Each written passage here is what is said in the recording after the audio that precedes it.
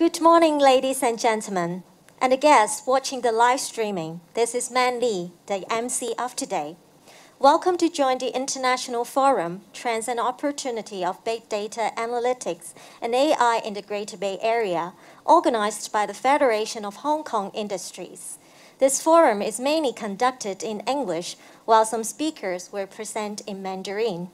To kick off the forum, may I now invite Dr. Daniel Yip, Chairman of Federation of Hong Kong Industries, to deliver his opening speech. Dr. Yip, please.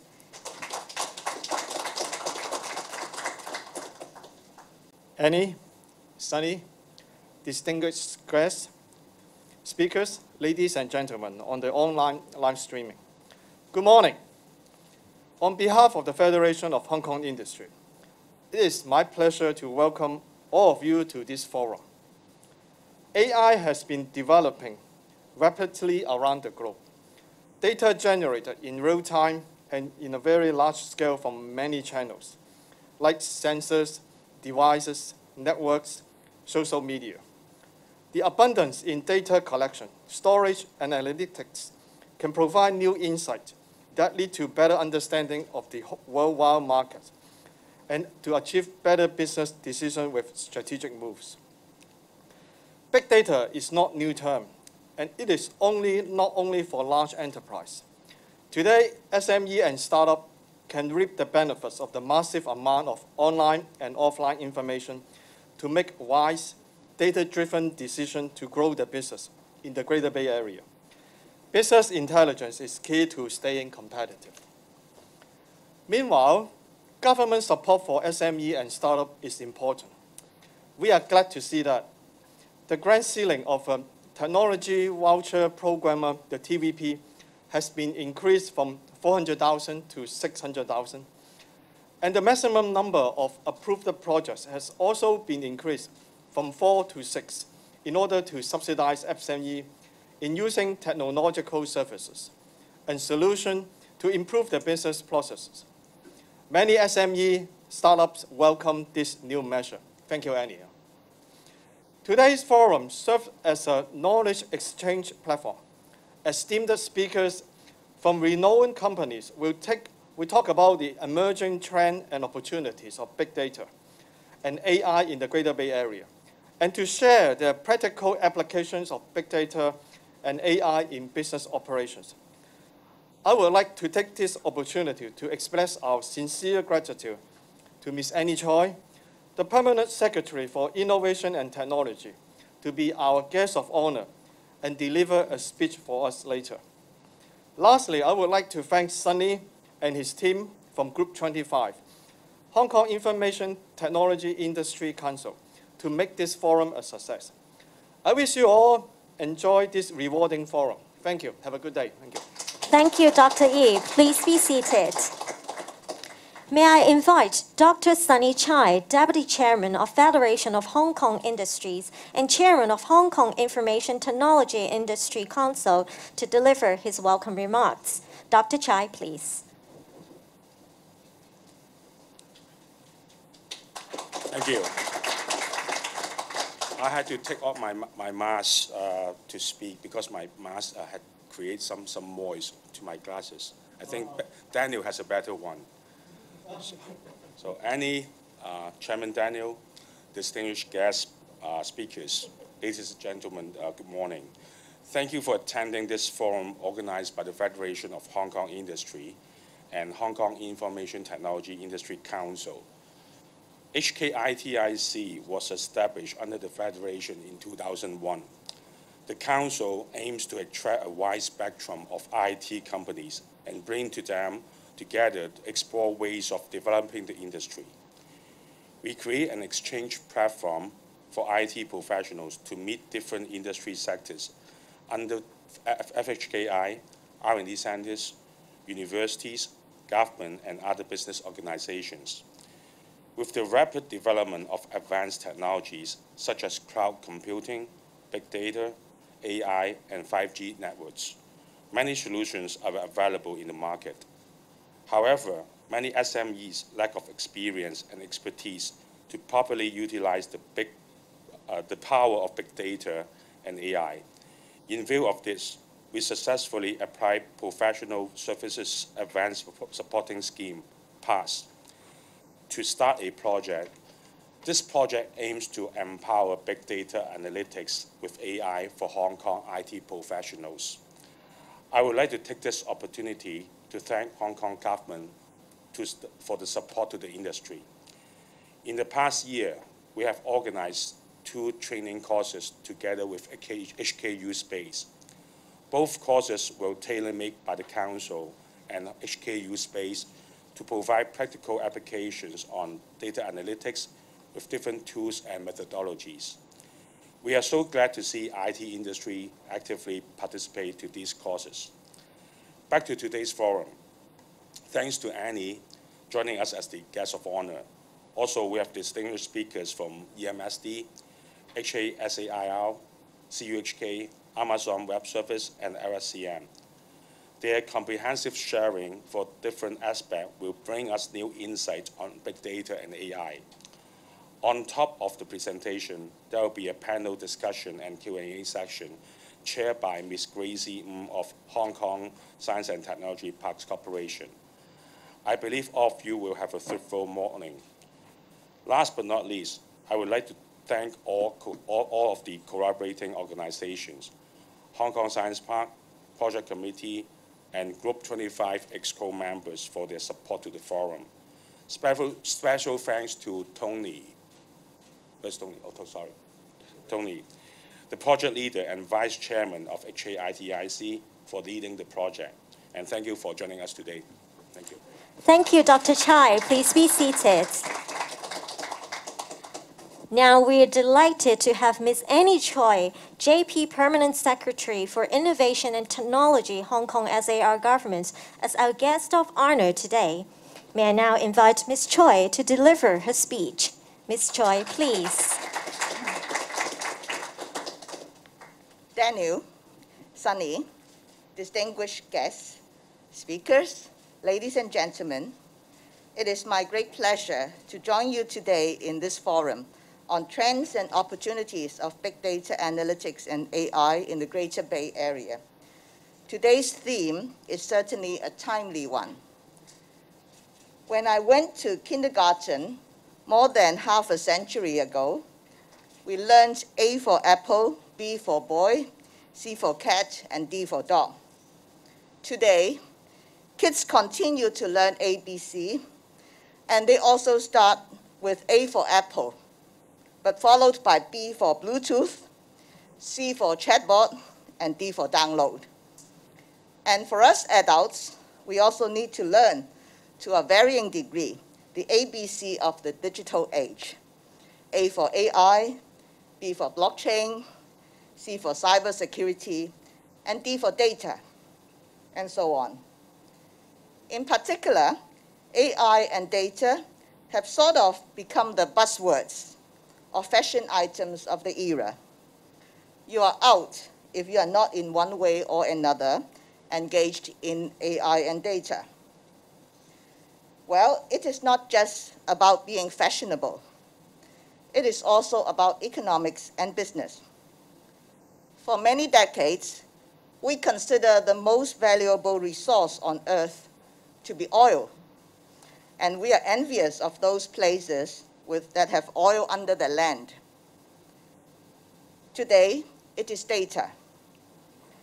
Similarly, for a long time, when you ask people what sort of asset they would want to hold, some would say gold, others would say diamond, and most would say bricks, meaning real estate properties. Today, it is data. In the internet economy, data is king. All sorts of data can generate all sorts of business opportunities. But data itself won't do the trick. Data sets are nothing but a chest of raw information buried in our everyday life. They won't come out unless we mine them. They are unorganized and messy unless we organize them. They are of no use to anyone unless we put them into meaningful analysis. They are something of the past, and will continue to be so unless we use them to predict the future. And that is where AI comes in. Now, I need not ramble on what AI is and how it works, given that there are so many experts around. What I would and should do, of course, is to do some government propaganda, and to assure all of you here that the government is keen to drive the development of AI and robotics technologies, as well as big data development. Hong Kong is well positioned to go this direction, as our research and knowledge base in AI and related fields are indeed exceptionally strong. For example, according to Scopus, the world's largest citation database of peer-reviewed literature, universities in Hong Kong rank third globally in terms of producing the most highly cited and impactful research on AI. Some of you may be aware that we are establishing 2 InnoHK research clusters at the Hong Kong Science Park to develop Hong Kong as the hub for global research collaboration and to converge top-notch researchers from around the world to conduct world-class and impactful collaborative research in Hong Kong. We have reserved 10 million for the first 2 clusters, and one of them will precisely be focusing on AI and robotics technologies. I am happy to say that we have received very enthusiastic response from top universities and research institutes around the world. We expect that the first batch of labs will commence operation in the coming months. Apart from seeking collaboration with top research institutions globally, we do not lose sight of the opportunities from the mainland, and in particular the Greater Bay Area. We are moving ahead in developing the Hong Kong-Shenzhen Innovation and Technology Park at the Lok Ma Chau Loop. Located on an 87-hectare site just next to Shenzhen, the park will provide us a firm foundation for Hong Kong to tap into the abundant resources and huge market of the Greater Bay Area for our AI and data development. Back home, we have been pushing the opening up of more public sector data and are encouraging our private sector partners to do the same. We are also building a big data analytics platform, which will be launched later this year in conjunction with the revamped government cloud infrastructure. The platform will facilitate government departments in making more informed policy decisions and deliver better services under a data-driven approach. So much about government propaganda. I do not want to stand in the way and delay our expert panelists' sharing of their insights with you. I'm sure you will take home with you today the valuable experience and insights from both our speakers and other participants, and seize each and every opportunity leveraging AI and big data analytics. I wish the Federation's forum today another great success, and I look forward to more professional exchange and sharing of this kind in the future. Thank you. Thank you, Ms. Choi. Please be seated. On behalf of the organizer, may I now invite Dr. Daniel Yip and Dr. Sunny Chai to come on stage and present souvenirs to our supporting organizers as a token of appreciation. To express our gratitude to the organization supporting this forum, may we now invite their representatives to come on stage to receive the souvenirs and take a group photo together. We're pleased to have Mr. Simon Wong and Mr. Anthony Kwok from Logistic and Supply Chain Multi-Tech R&D Center, please. Also, we have Dr. Stephen Lam from GS1. And we have Professor Andy Chun from Hong Kong Computer Society. And we have Mr. Chris Low from Hong Kong Trade Development Council to receive the souvenirs. Mr. Chai and Mr. Yip, please.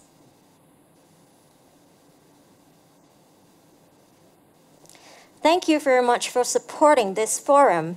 And let's take a group photo together.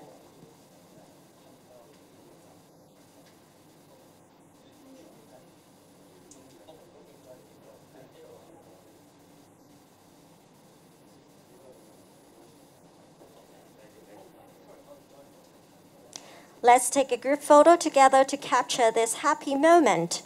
Say cheese. Even though we're wearing the mask, but we can feel the happiness and we can see your smiles from your eyes. Thank you very much. Please be seated. Thank you.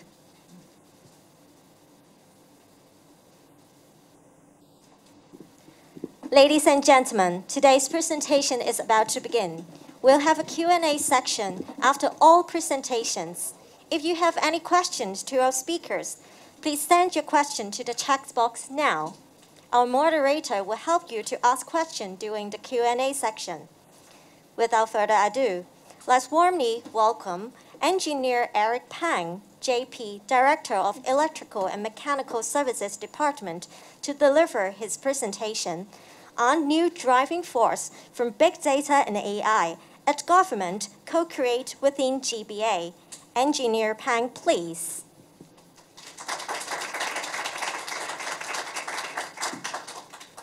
Good morning, Chairman Daniel Yip, Andy Choi, distinguished guests, ladies and gentlemen. I'm deeply honored to be invited to these international forums to share with you some of our views on the trends and opportunities of big data and AI in Hong Kong and the Greater Bay Area. Let me first congratulate the Federation of Hong Kong Industries for your 60th anniversary. Hong Kong's economy has flourished rapidly in different sectors over the past 60 years. And we must thank the federations for the great support you provide to the local industrial and commercial sectors in the years, driving innovations and facilitating trade and business environment. Today's theme is about AI and big data. Over the past decades, AI has evolved from laboratory trials to mainstream commercial applications. Let me start with a real-life example of how AI impacts my everyday life from morning till night. In the morning, after waking up, the first thing I'll do is to turn on my smartphone, and with Touch ID using AI-enabled biometrics. After unlocking my phone, I check out my social media account to get updates on what is happening. Where AI works behind the scene to personalize what I see based on my search history. On my way to work, intelligent transport systems, such as the traffic control and surveillance systems, make use of real-time big data collected from traffic sensors and AI algorithms to continuously advise the least congested route. During work, I compose, send, and receive mails for communication with my working partners and trade partners with the assistance of speech-to-text apps powered by AI natural language processing tools. While antivirus software works behind the scene to provide protections for my email account. And then it is time for lunch, and I'll use Google search, again powered by AI, to provide recommendations of foods that I like, and use AI-enabled parking apps to help me find an empty parking space. When I get back home, the smart apps in my phone will connect to the smart home IoT device to adjust the lighting according to my personalized settings. From my experience about whether you are conscious or not, AI plays an important role in our daily life already, improving many day-to-day processes and allow us to complete tasks easily and efficiently. AI is a massive market and the technology is ever improving. It's driven by favorable digital infrastructures with huge number of connected IoT sensors, providing massive volume of data, and with ever-improving connectivity and computing power. And of course, support by open source algorithms and API platforms. No doubt, the global AI market has been growing dramatically, from around 600 million US in 2012 to 5,000 million in 2016. It's expected to shoot up to 60 trillion in 2030. That is about 3,000 times as compared with 2016. The economy of China has benefited significantly from the new AI-related products and services, with economic gains amounting to around 26% of GDP, compared to only 14.5% in the US and 9.9% in Northern Europe. This is perhaps due to its huge populations of commercial and domestic users. Within China, the AI industry is particularly booming in the GBA, helped by the fact that many AI leaders, such as Huawei and Tencent, as well as leading enterprises such as GSK and the Zhuhai Grid, having their factories and even headquarters in the GBA. By 2020, the scale of AI and big data industry in the GBA should exceed 50 billion RMB, representing a share of over 30% of the national scale. As most of us are aware of, the central government has promulgated the strategy to transform GBA into an international innovations and technology hub. The role of GBA as a whole is to facilitate wider business-to-business engagement and collaboration with global market for better integrations of talent, capitals, and I&T innovations, and in particular on AI and big data development. In the GBA, Hong Kong could serve as the gateway for AI and big data development, connecting mainland China and international companies eager to enter the GBA. The unique competitiveness edge of Hong Kong are our business-friendly environment, mature legislative and IT protection framework, experienced international workforce, and strong compliance to internationally accepted data security principles. With GBA being transformed to an international I&T hub, it's opened up significant opportunity for IT SMEs and professionals to leverage our own edge to materialize cooperations between enterprises from the mainland and the world for market entry, product localizations, and innovations on AI-related products and services. Having just mentioned the significant I&T development potentials in GBA, next, I would like to present how Hong Kong can make our own advantage to support IT SMEs and professionals to tackle the challenges ahead and seize the opportunities. I would also report that what EMSD has done to cooperate with GBA cities, achieving synergies in I&T for the mutual benefit of Hong Kong and GBA. There are about 340,000 SMEs in Hong Kong, employing around 45% of the total employment in the private sector, as in December 2019. SMEs are important drivers of Hong Kong's economy. By virtue of their smaller entity, dynamic business model, and flexible talent, they are easier to adapt to changing business environment through rapid technological change. On the other hand, SMEs also face a key challenge of the shortage of high-caliber I&T talents.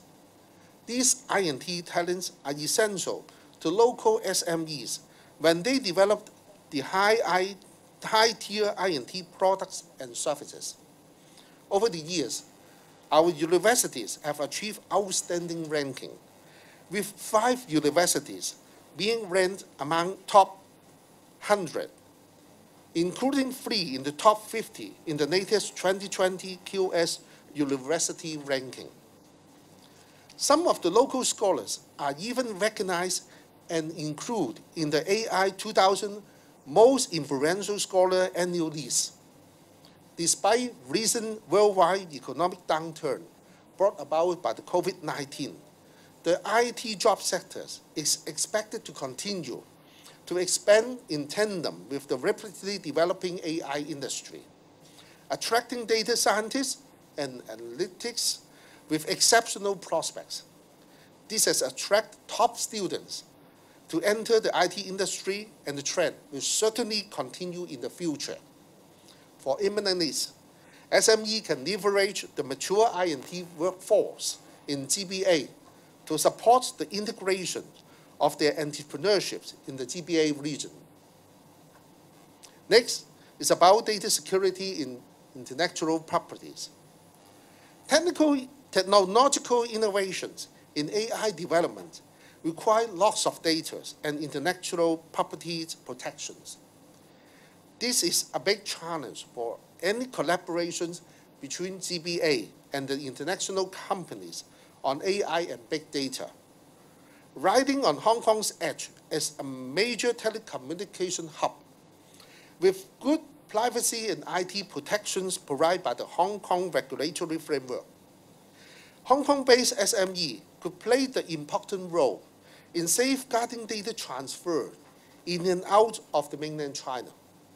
This would enable Hong Kong to become the premier regional data hub for wider applications of big data analytics and AI innovations on product and services. And about product internationalization. We know that technological commercialization to market products is the desired final outcome for I&T developments in Hong Kong. Rising trends of R&D commercialization by Hong Kong startups, technological companies, and academia in recent years are indeed vital for the vibrant I&T ecosystems across GBA. Taking advantage of Hong Kong as an international financial center and business hub, as well as a central data hub between GBA and global market, local IT SMEs and professionals are in an excellent position to design and supply smart cities applications for commercializations and localization of AI-related products and services. There are many bright SMEs in Hong Kong which make Hong Kong shine. For example, SenseTime or 商湯科技, an artificial intelligence company, is one of the success stories of IT SMEs based in Hong Kong. It is one of the world's first AI unicorns, with business across China, Singapore, Japan, and the US, and is valued at over 6.75 billion Hong Kong dollars for developing AI technologies in different commercial applications. Back to EMSD, we have all along been promoting the applications of new technology in a wide range of government services. For example, we introduced all three chillers for improving the energy efficiency of air conditioning systems.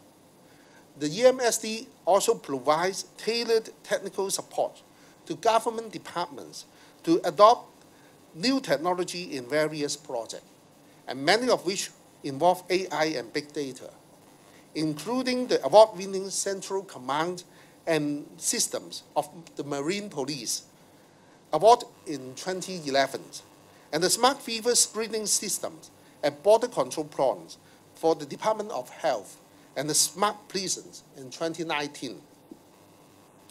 In support of the 2017 policy address on development of I&T, the EMSD launched an online platform in 2018, known as the E&M Inno Portal, for matching government I&T wishes with solutions from the I&T sector. The platform lists the electrical and mechanical services wish of various government departments and public organizations. Through an automatic notification function, the platform informed interest parties, such as universities and startups, of the potential engagement and procurement opportunity of such service wish, so that they can then propose relevant I&T solutions for matching. For successfully match I&T wishes, and solutions under the platform, the EMSD will carry out field trials to assess whether the solution can indeed address the intended needs of the government departments and public organizations.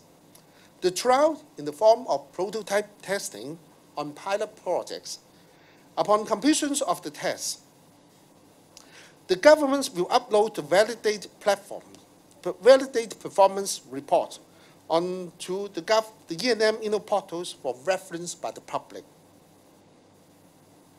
The E&M portals help government departments and public organizations identify opportunity and solutions to enhance their services with new technologies, while the universities, I&T startups, and SMEs, leveraging government facilities such as our E&M headquarters and other government premises as the testing grounds, can gain experience and reference from the live trials of their products and refine and improve their solutions. Upon completion of the trial, the universities, I&T startups, and SME will receive objective and impartial performance reports, and other stakeholders may also refer to the report or adopting these solutions, thereby helping the further promotions of the solutions for wider applications. In April 2019, the government promulgates the Pro-Innovation Procurement Policy, aiming to encourage government bureaus and departments to adopt I&T solutions to meet their needs. Under the policy, the EMSD and the Office of the Government Chief Information Officer has been appointed, respectively, as the innovation facilitators to help the adoption of innovative E&M solutions and IT solutions in the government. As one of the innovation facilitators, the EMSD supports government bureaus and departments in identifying, co-creating, and integrating innovative E&M solutions for enhancing public service delivery, providing tailor-made assistance to BD, from incubations of innovative idea to large-scale deployment. The EMSD also assists departments in building collaborative partnership with the I&T sectors, including startup universities and the trades.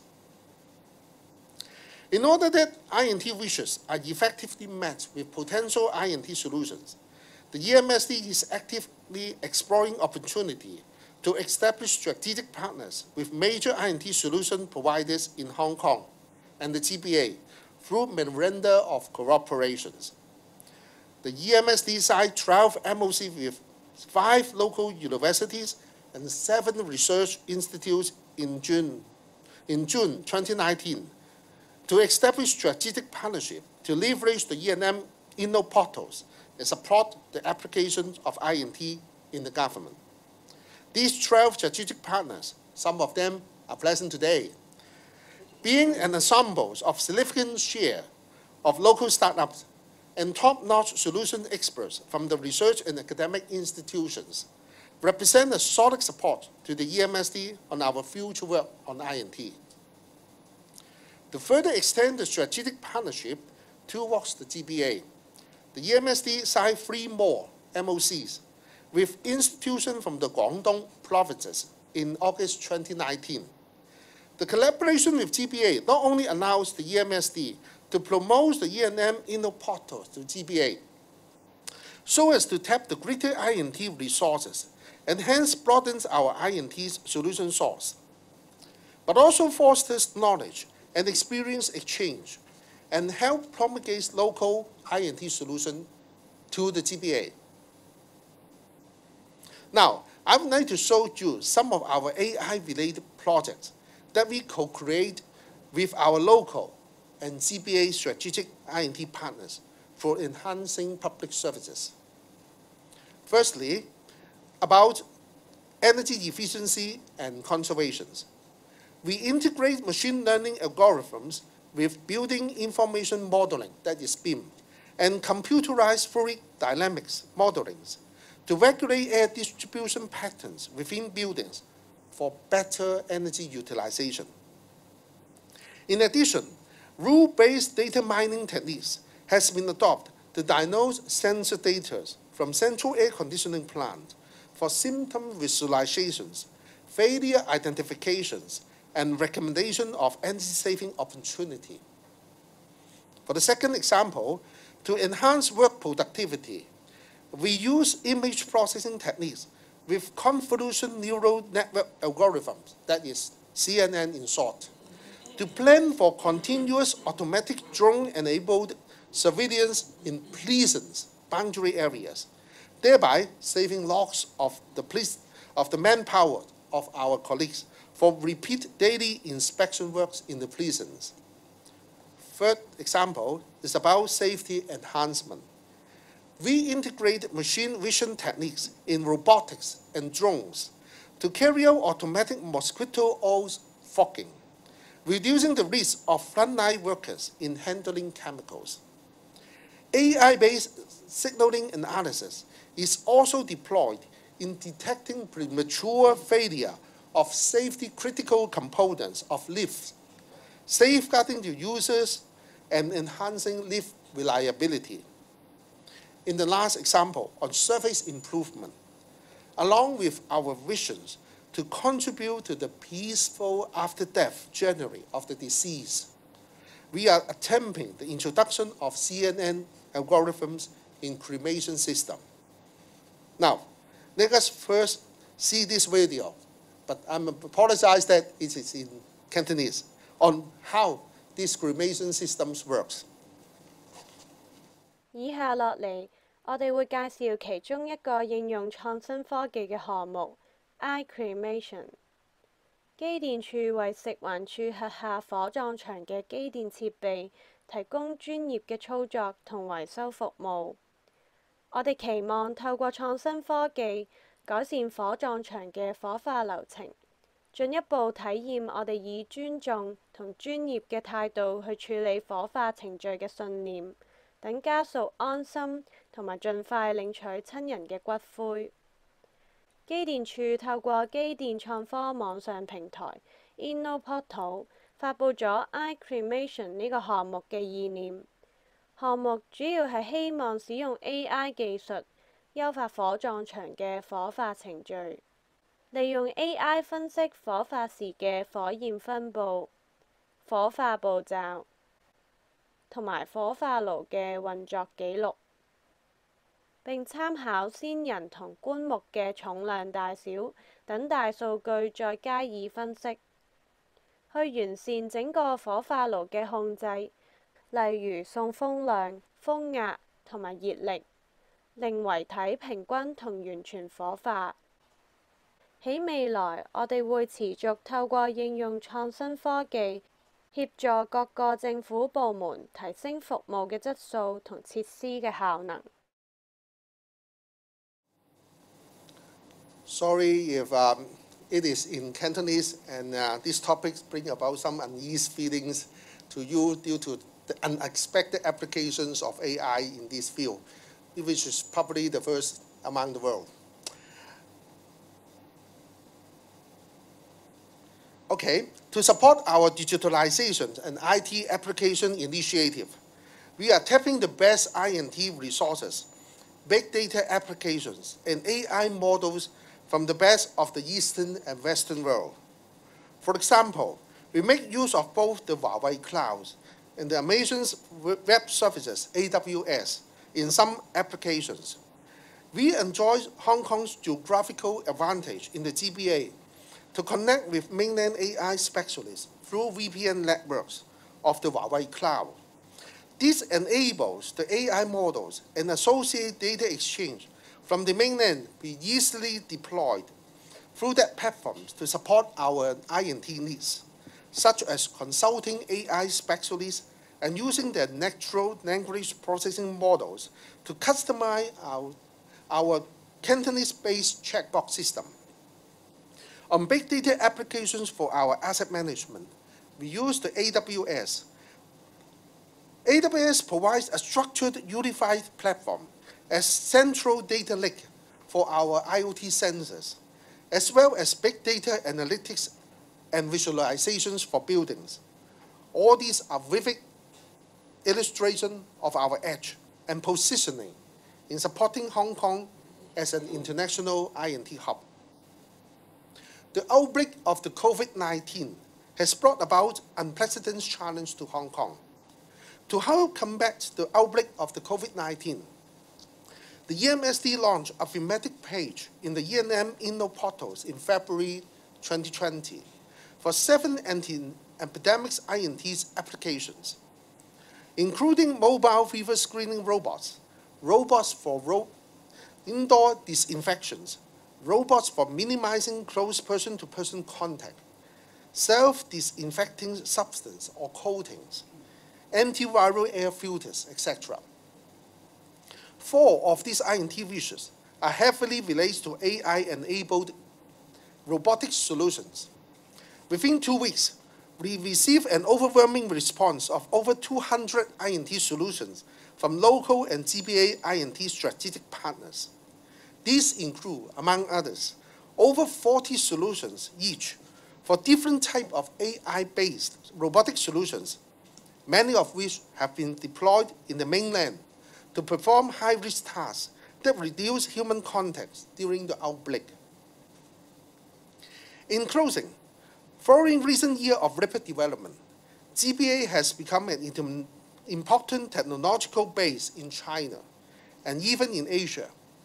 And more advanced technologies, enterprises are setting up office or even their headquarters here with high value-added business on AI, big data analytics, and related applications. With mature AI workforce available in the GBA, local IT SMEs and professionals can act as the gateway agent for mutual cooperations between enterprises from the mainland and those from the overseas markets, making use of Hong Kong's edge as the premier regional data hub for wider product internationalizations of big data analytics and AI innovations. I would like here to thank the Federations for your years of contributions in supporting and facilitating local SMEs to make the best use of the unique edge of Hong Kong in tapping the rich resources and opportunities in the GBA. For EMSD, we will join hands with the federations to continue to build up a network of I&T professionals and solutions providers to support wider adoption of AI and big data technologies in for public services delivery, helping Hong Kong develop into a smart city and the GBA into an international I&T hub. Thank you. Thank you, Engineer Pang. Please be seated. Coming up next is a presentation on new progresses and application of AI delivered by Professor Liu Qifeng, Executive Vice President, Hong Kong Society of Artificial Intelligence and Robotics. Professor Liu, please. 谢谢三内的邀请，谢谢各位，今天非常高兴跟大家分享一下。这个题目有一点大，那不一定讲得很全面结合我最近的一些工作，还有做过的一些项目，然后跟大家分享一下最近这个 AI 在哪几个领域有比较有意思的应用。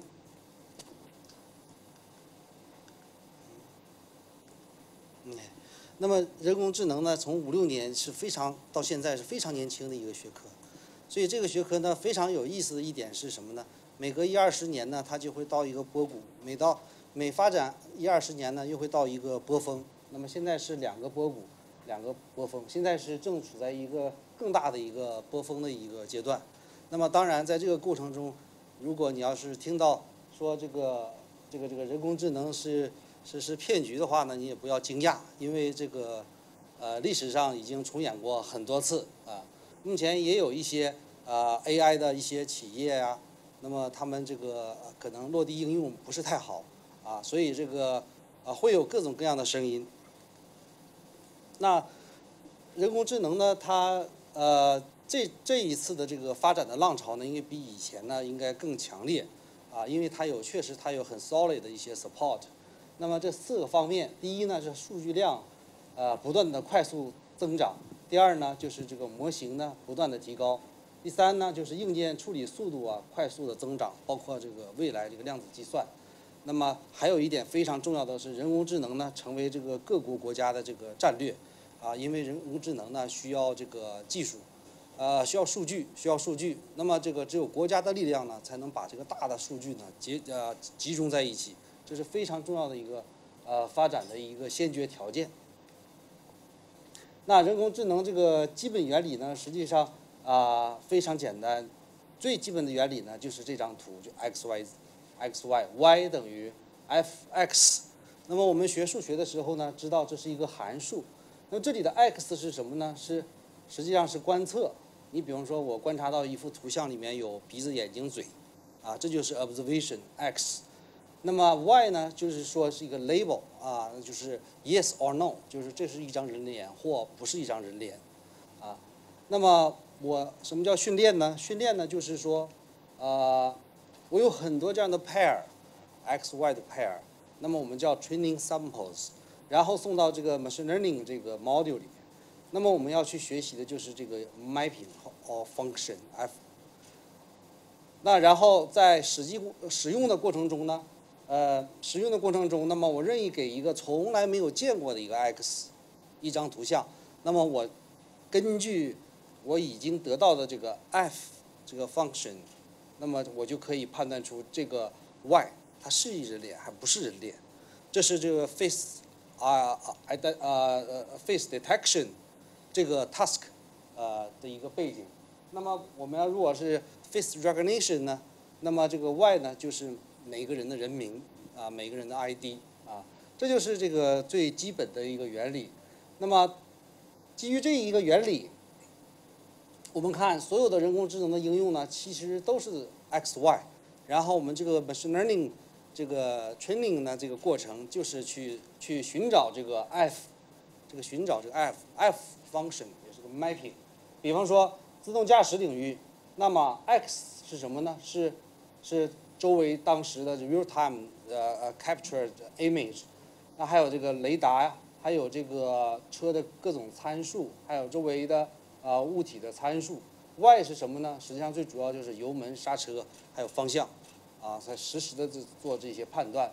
那么在金融领域呢，我们知道这个征信credit， 那么 user profile historical behavior， 还有这个当前的一些 behavior， 那这就是 x。那么 y 呢，就是它的这个 credit score。比方说在这个制药领域呢，那么化学分子式的各种组合实际上就是 x。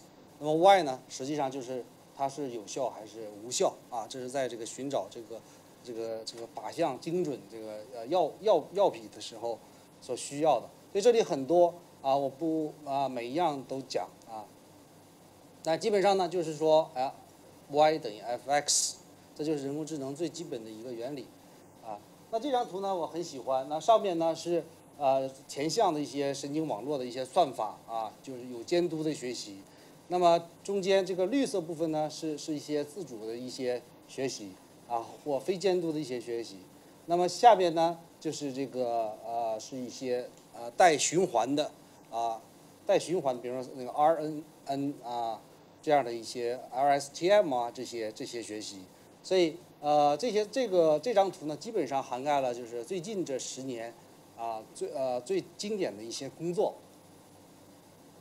那么深度学习呢，它的突破性这个进展是从2012年这一个分界点开始的那么之前我们讲这个，我讲个笑话，就是说我2004年博士毕业，当时我找工作呢，人家问我是哪个学校，我说我是中国科学院当时 HR 说no， 我们不收这个民办院校的这个学生。他不知道中科院这个其实也有这个Master PhD 毕业。那么他问我这个是什么专业呢？我说我是这个模式识别pattern recognition。他说什么是模式呢？什么是 pattern？ 我说比方说人脸就是一个模式然后他说人脸不是在那儿吗？还需要你识别吗？所以在那个时候呢，正好是人工智能的一个低潮期，所以没有人知道这个人脸识别是一个什么样子，是个什么事情那么这个一直到2012年的时候呢，在这个人脸识别啊，这个图像检测方面取得了一个突破性的一个进展啊，一个巨大的提升啊。那么这个提升呢，就是说在这个目标识别和这个人脸识别方面呢，机器识别的能力超过了人的这个识别的能力，所以这是一个巨大的提升。那么我们讲就是说技术的一个巨大的提升呢，可以带来应用的一些解锁，很多应用的解锁。那我们看到，人工智能这个浪潮就开始发展起来啊，包括像商汤这样这个独角兽这样的公司啊。那么这个事情告诉我们什么呢？就是一个再好的一个技术呢，最重要的并不是它本身，而是在于 timing 的时间点啊。那如果你比如你是个投资人，如果你在2000年投资这个人工智能呢，那肯定是失败的啊。那么现在你在投资人脸识别呢，你肯定是已经落伍了。所以呢，最佳的时间点我们看是2012年那个时候。那现在商汤，刚才这个彭先生也讲，这个商汤现在有4000人，实际上我们知道它是人脸识别公司，实际上只有4个人在做人脸识别，现在全职 full time 啊。那么也就是说，现在做人脸识别已经非常的已经过时了，已经过于成熟了。那么我今天要讲的是什么呢？今天就是说，回头我们看这个发展的历程呢，我们最关心的是什么？现在的对于现在来讲，是不是一个好的 timing？ 现在的一个突破的技术在哪里？这是我们最关心的啊。我并不只沉迷于这个总结过去。那么最近我看到的一个最新的进展呢，是在这个人工智能在这个 NLP 就自然语言理解方面的一个突破。那么2018年年底的时候啊，谷歌推出了这个 BERT， 一下子改变了这个整个这个自然语言理解的一个技术水平。那么后面我要讲这个Google 这个 BERT，Google 做了很多好事最近就是在这里。那么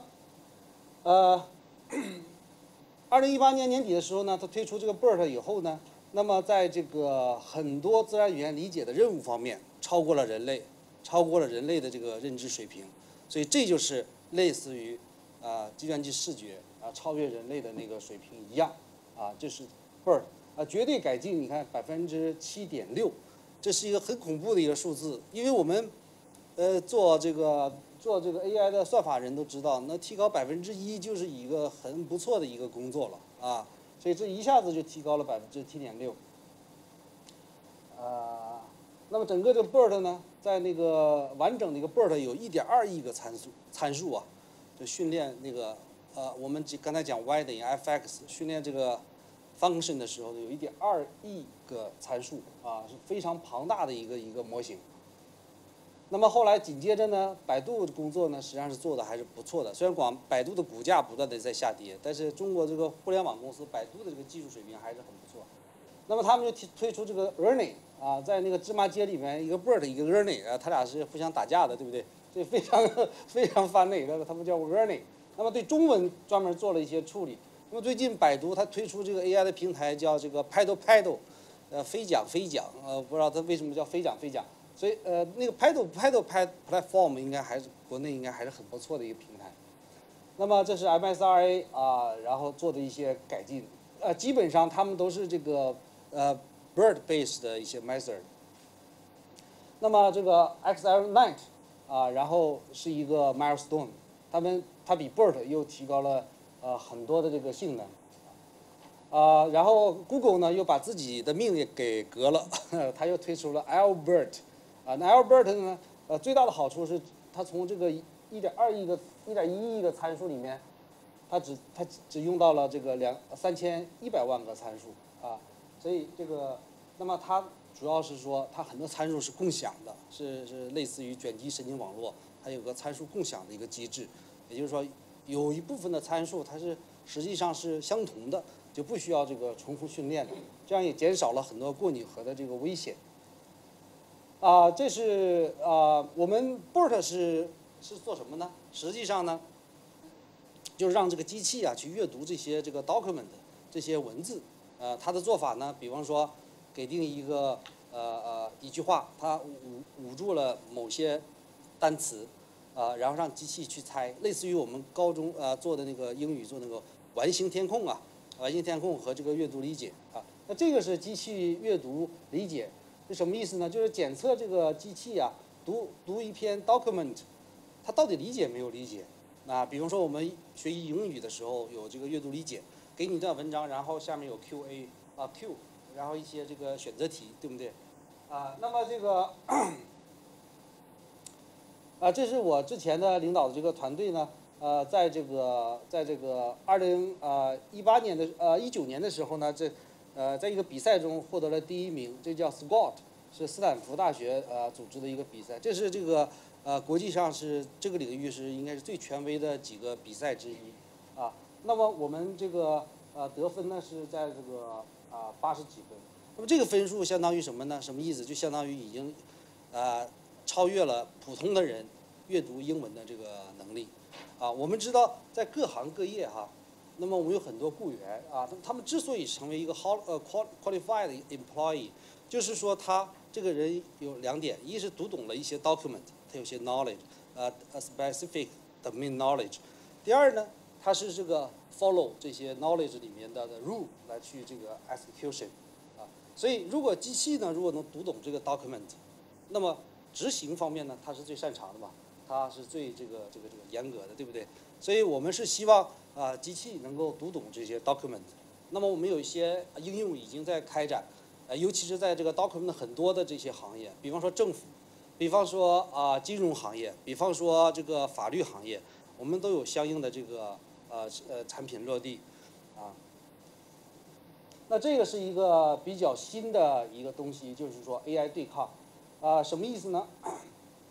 我们知道在这个做人脸这个认证，我们叫这个 face verification， 就是说给定两张人脸，然后我判断呢他是不是一个人比方说我们在过海关的时候那么边境的时候他要做这个人证比对是不是你的证件但是如果我要是说在这个图像上加一些噪音的话呢，我就会欺骗这个机器。比方说这是一个 Michael Jackson 脸和这个女人明显不是一个人，对不对？但是机器就会认为他俩的这个similarity 是89%，如果那之前呢是正常的情况下是39%，所以现在有很多这个攻击这就是那个我们说这个攻击，所以这个安全问题越来越这个重要。比方说在这个监控场景，如果我立一个在监控场景我立一个牌子，那么这个牌子上有一些特殊的这个特殊的图案，那么这个图案呢就会导致什么呢？让这个监控的这个摄像机呢，它就会变这个瞎了 blind 了，就看不到这些本来应该能检测到的这个 object， 比方说这个 vehicle比如这个 pedestrian 检测不到了所以这个问题呢，就是现在正在研究的一个热点。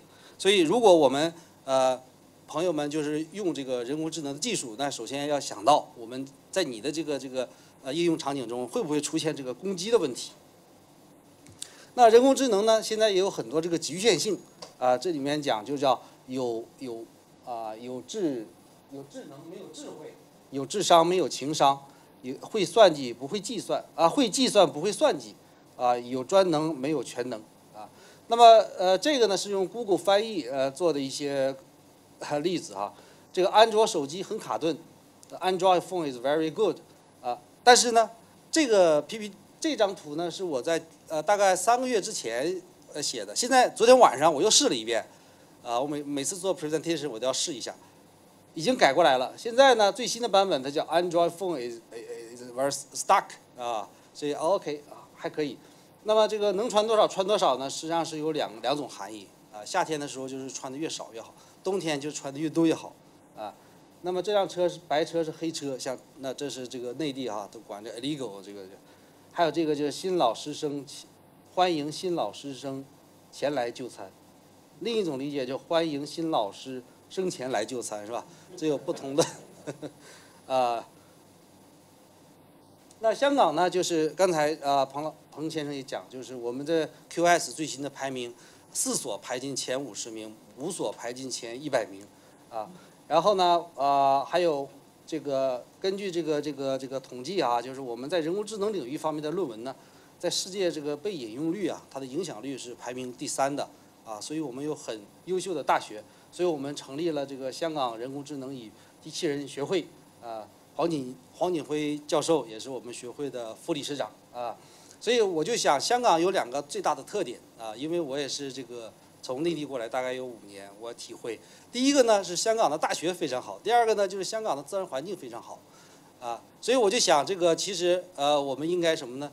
应该和这些大学要充分的产学研结合，然后制作更有效的这个软件机器人、硬件机器人，然后我们就去有时间去享受这个香港这个美好的自然环境啊，所以我觉得香港应该大力的发展这个人工智能与机器人技术啊。那这个呢，就是说在金融行业，因为香港主要是金融中心，有一些应用啊。那么实际上这个应用已经渗透到各个环节。我们知道，在一个银行里面，有这个运营、风控营销投资、交易、监管，有各个环节。实际上各个环节都已经在使用了。那么第一个呢，就是这个风控里面要讲这个身份认证啊，这是这个中科院自动化所智能感知与计算研究中心做的一些工作。那么这个中心的主任就是谭铁牛院士啊。那么从这个指纹虹膜生态，甚至这个走路的姿态gait recognition 步态，甚至包括这个指的这个静脉包括这个笔记了包括其实这耳朵的这个轮廓，其实每个人都不太一样的都可以来进行识别。那么在这个流程自动化方面，我们知道香港办事情就是两个东西是必要的，一个是香港身份证，一个是地址证明内地是不需要地址证明的。那这里面就需要就是说可以自动化，比方说这个证件拍摄完之后呢，可以直接通过手机上传然后那么可以做2件事情，一是提取关键信息，第2个呢是做这个人证比对，人证比对这个呢在内地已经是基本上非常的这个流行了。那么包括你银行卡上传对，包括这个你的身份地址证明、水电单上传，它直接自动的图像识别把你的那个地址就抽取出来了。这是我们给这个赛马会它的开户做的这个自动化的一些工作。你看这还有马呢，是吧？那这里面呢，就是说不管是哪个行业，都需要这个信息要精准的、个性化的推荐到这个用户的那个手机里面是比如说新闻行业、媒体比方说你像赛马会，它有很多的这个关于马的这个信息、比赛的信息各种信息。那么实际上这个人们每个人最关心的只是其中的某一部分，但这种这个 interest 呢和preference 呢，它是 dynamic， 它是一直在变的那么这里面就需要这个建立这个 user interest profile 这些这个 document 呢在semantic space 里面的一个 matching。这个呢是这个我之前给这个雅虎做的。那么雅虎在这个当然现在downside已经被收购了。那么之前呢它是北美的这个用户数最大的一个网站那它大概有1.2亿的这个北美用户。那么这一端是1.2亿的用户，这边呢是这个每天有上百万的这个新闻流所以这里面就需要有很多这个匹配。那么我们知道中国现在最火的一个公司不是 BAT 了，是这个字节跳动实际上是今日头条实际上是当时我们雅虎的团队很多人都去了这个今日头条做这个新闻的个性化的这个匹配那这也已经成为这个工业的一个行业标准我们跟那个深交所也在合作一个项目这是我在鹏城实验室的一个团队。那做什么呢？它实际上做这个知识产权的这种交易平台，实际上这边是专利的买方，这边是专利的卖方，然后他们之间的一个个性化的一个匹配和撮合这是基于这个机器学习个性化匹配的一个技术。那这是这个通过语音进行这个交互，比方说赛马的时候，它这个下单这是语音客服。那我之前呢在平安工作啊，平安呢实际上是有9万就是 call center 的这个 employee， 那么他们一年的这个花费呢，你可以知道就大概是100亿人民币啊。那么我们在3年的时间呢，把这个9万人工客服减少到3000人啊。那这样的话，这一项技术呢，就带来100亿的这个收入啊。在2018年的时候呢，就是刚开始平安已经向一年打出了5000万个这个机器人打出的这个电话啊。所以呢，现在你们在这个打平安的客服电话的时候呢，它不会再让你什么如果你需要这个服务，请按1；如果服务请按2，啊，就是随时都有一个人去接听你的电话。那么这个接听电话的时候呢，你基本上是听不出来它是一个机器人的，但是有的时候呢，它是故意让你听出它是个机器人。那也就是说，如果他回答不好的时候，你要多包涵，因为它是机器人嘛，啊。但他比较把握的那些流程啊、问题上，他就是用正常的人正常的机器人的语调去接听。那么在这个投资领域呢，我们说这个投资现在这个已经变得越来越受到重视，因为这个尤其是对这个终端消费者啊，因为这个买股票都没那么赚钱啊，风险很大啊。那这里面就是说，我们通过人工智能的技术来做这个资产的一些组合，还有个性化的一些组合，还有它的投资收益的这个分析和预测，还有风险控制。那么这些呢，都可以用人工智能来完成啊。那么在过去这个10年，我们知道美国股市是非常好的，所以呢，被动投资比这个主动投资好的太多了啊。所以呢，这个智能投顾呢就大行其道。那么实际上这个股灾呢，就是这个和这个被动投资过于兴盛也有关系，因为扭曲了市场，就是因为这个在这个比如纳斯达克呀，还有这个SP500啊，它的那个成分股里面呢，其实有很多股票交易量呢，其实非常小的，本来是非常小的，没有人去买它的。但是因为呢，被动投资吸引了大量的资金，所以呢，导致这些小交易量的这些股票呢，它的这个价格和它的价值就发生了背离，啊，所以那这是一个市场的一个扭曲的问题。但不管怎么说，这个现在这个被动投资啊，实际上基于这个计算机算出来这个 portfolio。实际上是在过去的10几年，这个业绩是非常不错的啊。那么这是那个我们给这个用户做的一些手机的这个功能，那么这都放它的界面画在这里，这包括这个你看这个基于这个马克维茨和这个贝尔模型的一些 portfolio， 还有风险控制，还有个性化的这个组合还有这个基于深度学习的收益率。和这个 volatility 的这个 prediction， 还有这个 ranking， 还有这个 combination 这些功能都可以有。那么在这个我们说投资一般只是中长期的交易呢，比如说是短期的这个交易，包括这个量化团队。当然，量化团队最近一直这10几年是不好的，尤其是川普上台以后，这个量化业绩是很差的那么我们的量化这个平台呢，包括这个量化引擎，还有同样有一个个性化引擎那这里包含这个投资风控策略、盯盘排序等等。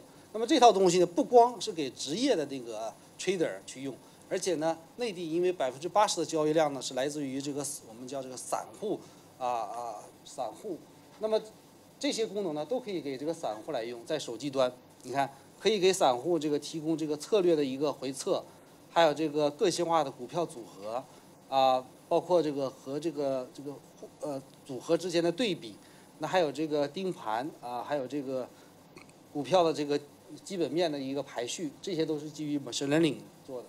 比方说这个形态识别，那么这个形态识别，那么我们知道箱体震荡三角M 顶W 底等等那么我们这些工作是已经应用到这个中国最大的券商华泰证券。还有这个我们香港，比方说这个交银国际等等，已经这个在前年的时候就已经这个上线了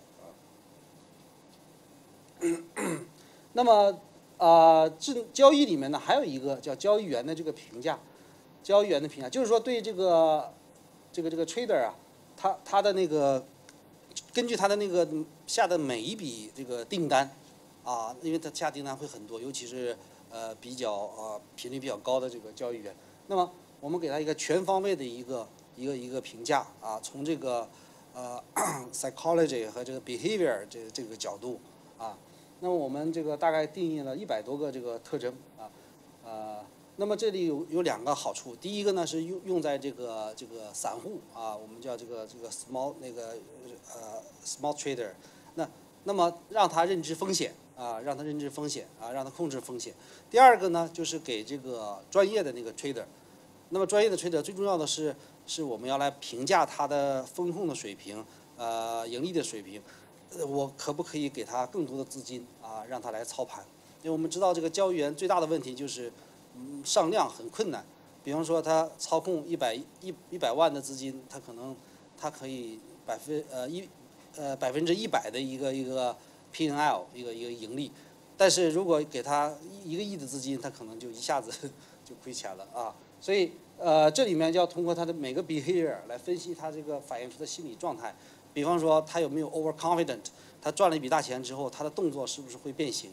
啊，比方说他有没有这个risk aversion 啊，等等这些这个 psychology bias 啊，所以这些都可以去量化的去计算。那么我们这个工作用到华泰啊，交银国际，而且和这个牛津、哥伦比亚还有清华都建立了联合实验室啊，那他们都是做这个 behavior finance 的一些专家啊，一起来合作。那最后呢，我要讲一块呢，是现在非常重要的，叫联邦机器学习。我们知道人工智能其中重要的是机器学习。那这里出来一个联邦机器学习，那什么意思呢？因为我们知道这个学习呢，最重要的是要有很多数据。但现在呢，数据呢，我们老讲大数据，实际上现实生活中呢是没有什么大数据的，因为数据呢都是一个孤岛啊，被这个分别存在不同的这个公司里面。那么不同的公司是不互相这个共享的，数据和这个钱不一样，钱借出去了，还有可能拿回来，这就叫做金融，对不对？我估计拿回来的概率有多大，对不对？这叫金融。那么数据出去了之后呢，那基本上就是肉包子这个打狗了，就是一去不复返了啊。那么不管你怎么去建立信任机制啊，包括我用这个区块链说，哎，你看你用了我的数据，我记录下来了，但是 A 把数据给了 B 是不是给了 C 给了 D， 这 A 怎么能知道呢？其实很难知道的，你通过这个系统的 log 也很难知道的比方说我把这个数据在屏幕上显示，然后这边用个摄像头，然后我用 OCR 去识别，那这是一点痕迹都没有的所以这就导致了这个现在这个数据就是一个孤岛，你不给我，我不给你但数据如果分割的话呢，你的这个人工智能模型呢，就是效果就是大打折扣那么对这个经济生活的影响是非常大的。你比如说这个做这个征信，那么征信对一个公司来讲呢，它的数据，比如说在海关，比如说在税务工商，比如说在这个银行比如说在这个社保部门等等那这些数据都不通的话呢，那对这个企业怎么建一个 user profile？ 那现在国家这个我们知道对这个中小企业要支持，要给他们投资对吧？要贷款，那怎么贷款呢？这个 credit 怎么办？所以这里面有很多的这个因为数据隔离带来的这个痛苦和问题，这是我看到的机器学习最重要的问题。那么欧洲出了这个 GDPR， 它的严格程度呢，就是说让几乎现在的人工智能机器学习的这些做法，基本都是 illegal 的，基本上都是 illegal 的如果要是根据这个 GDPR 这个标准所以那怎么来克服这个问题呢？这里就是我提出了这个联邦机器学习。2016年谷歌第一次提出联邦机器学习，后来这个真正这个发扬光大呢是这个杨强教授把这个尤其是在中国把它搞起来了。他的基本思想是什么呢？就是原先呢，我如果2家企业他要想这个把数据放在一起进行这个建立模型呢，他要把数据放在一起嘛，对不对放到一台计算机上或者放在一个集群上那么现在呢，就是这个数据呢不出自己的公司永远不出自己的家门那么它共享的是什么呢？它肯定要交互一些信息，这个信息呢是加密过后的这个模型参数。刚才我们知道这个 BERT 模型，就一个模型有1.2亿个参数，那这1.2亿个参数到底是什么意思呢？其实没有人知道的，很难解释的，很难解释的。即使给这个训练者呢，就是这个算法提出者，他也不能够告诉你说这个模型参数是什么。所以呢，我们共享这个模型参数呢，就安全的很多。同时呢，我们这个共享的模型参数呢，也进行了同态加密。所谓同态加密呢，就是说这个两个数字哈 ，a 加 b， 比如说2加3等于2加3等于5，是吧？我把2呢进行加密变成了 a，3呢加密变成了 b。那么 a 加 b 呢等于 c 呢，然后我再解密就变成了5，也就是说在密文是可以进行直接计算的，这叫这个同态加密。那么我们在这个信息共享的时候呢，我们共享的是加密过后的这个参数，这样就是解决了这个每一个企业的顾虑啊。那么现在这个16年开始，17年我和杨强老师就一起推这个东西。那么推到现在呢，现在已经各大公司，都已经加入到这个联盟啊。那么谷歌呢，用这个方法，它收集了这个几千万台，大概2000多万台安卓手机的这个个人的那个使用手机的那个信息，它是用来他想干嘛？他想预测这个人们使用手机的这个习惯。如果这个模型很准的话，你用手机岂不是非常的好用啊？对不对？那么谷歌做这个事情呢，它并没有被罚款，并没有侵犯用户隐私，就是因为有这个联邦机学习啊。那么那个 Facebook 它被罚了14亿美金啊，就是因为它侵犯了这个用户隐私。我们知道内地的这个用户的数据隐私保护的是不好的，香港保护的是非常好的。你看这个地下这个暗网啊，上面这个内地的数据哇都在上面卖，包括北美的数据有。但是香港的数据没有，我看了半天没有香港的数据啊，所以香港的数据隐私保护的是非常好的啊。所以呢，如果我们要想在香港大力的推广这个人工智能技术，这个联邦机学习是必不可少的。那这里面呢讲就是说，不同的数据提供方它是这个数据结构它是不一样的，我们叫做异构信息网络啊。那么这里又分为这个横向联邦机学习。什么叫横向联邦学习呢？就是这个合作两方呢，比方说都是银行那他们的每个用户的这个 feature 特征呢都是差不多的不同的就是说这个 user ID 不一样。那么我通过联邦机学习，显然我们就可以得到更多的数据，这 train 这个 model 这个好处是不言而喻的。那么这个是呢这个纵向联邦机学习是什么意思呢？用户的 ID 呢有很多重合，但是他们的 feature 不太一样。你比如说一个是通讯。比如说中国电信另一个呢是比如说是招商银行也可以联合。那这是我们跟这个微众银行、鹏程实验室还有这个深交所做的一个知识产权的一个交易平台那么多方在上面，买方买专利的，比如说科大讯飞；卖方比方说是中科院自动化所，他们要进行交易。那么在这个平台上，我们用到的技术主要就是联邦机学习。这样可以这个打破这个数据这个孤岛，还有这个推荐系统刚才我讲那个推荐系统这是很多公司已经加入这个 IEEE 这个标准，今年下半年就会正式发布这个 IEEE 的这个标准Federated Machine Learning 好，我的介绍就到这，谢谢大家。Thank you, Professor Liu. Please be seated. We're now going to have a 10-minute break. To keep us improving, please remember to complete the online questionnaire by scanning the QR code in the video. Kindly be reminded that if you have any questions to our speakers, please send your questions to the chat box now. Meanwhile, we'll have invited 15 companies to demonstrate their big data and AI solutions. Please enjoy the video. Please also feel free to scan the QR code of the company to learn more about their technologies and solutions. Our forum is going to resume at 11 a.m. See you in a bit. Thank you.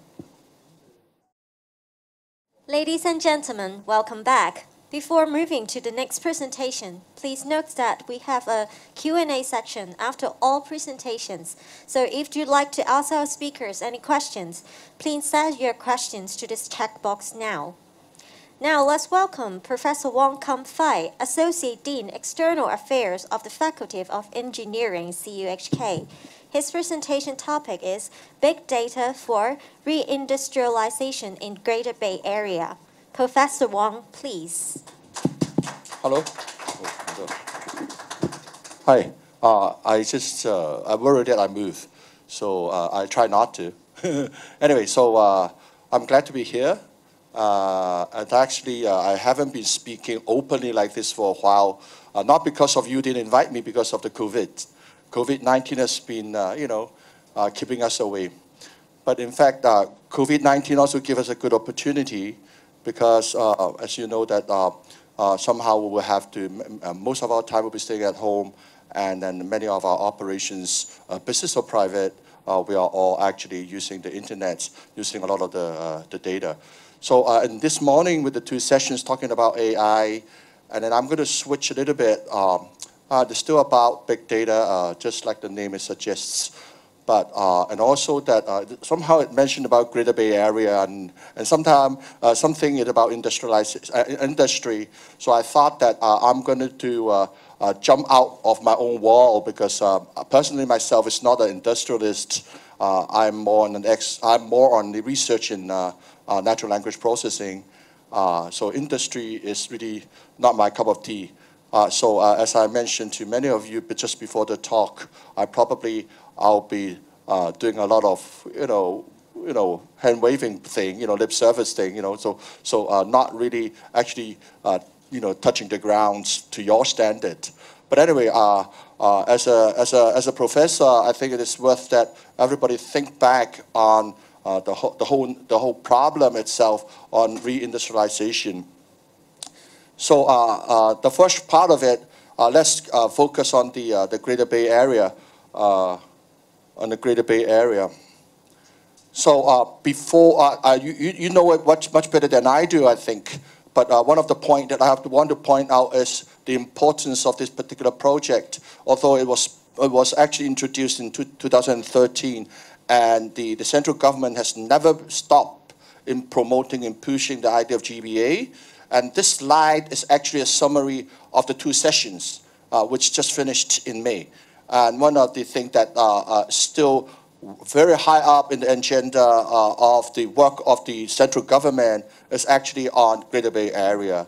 Okay, people may thought that for many of you who may be interested in the two sessions report, which actually covers three things. One thing is about what they have done in the past, and then they said that because of COVID, because of COVID in particular, therefore the economies, they spent a lot of efforts in actually protecting the country, and therefore actually loosen a little bit on the emphasis on industry development. So people may thought that they will be forgetting about big projects like this, but in fact it's to the contrary. The central government is actually focusing a lot on it. And this slide itself is a summary slide of the two sessions. One of the objectives of future work, and you can see GBA is really up high on the agenda. And this, no need for me to say, this is about the objective of opening up the GBA. Actually, to many of you here who are actually has a lot of experience in working on Guangdong area, but then you may said it seems like using the same bottle but pouring in new wine. What's the point of it? But in fact, when you think about it, the whole idea of the GBA is centralized governance or cooperative governance. What happened was in the past many years, although we have a lot of development projects in this area, they are sort of isolated. Everybody's working on their own by themselves. But the idea of having a central committee and governing the whole 9 cities and 2 zones and two zones is because of the integration and cooperation which is actually a very, very hard thing to do. And a good example is COVID-19, and the example is the health code.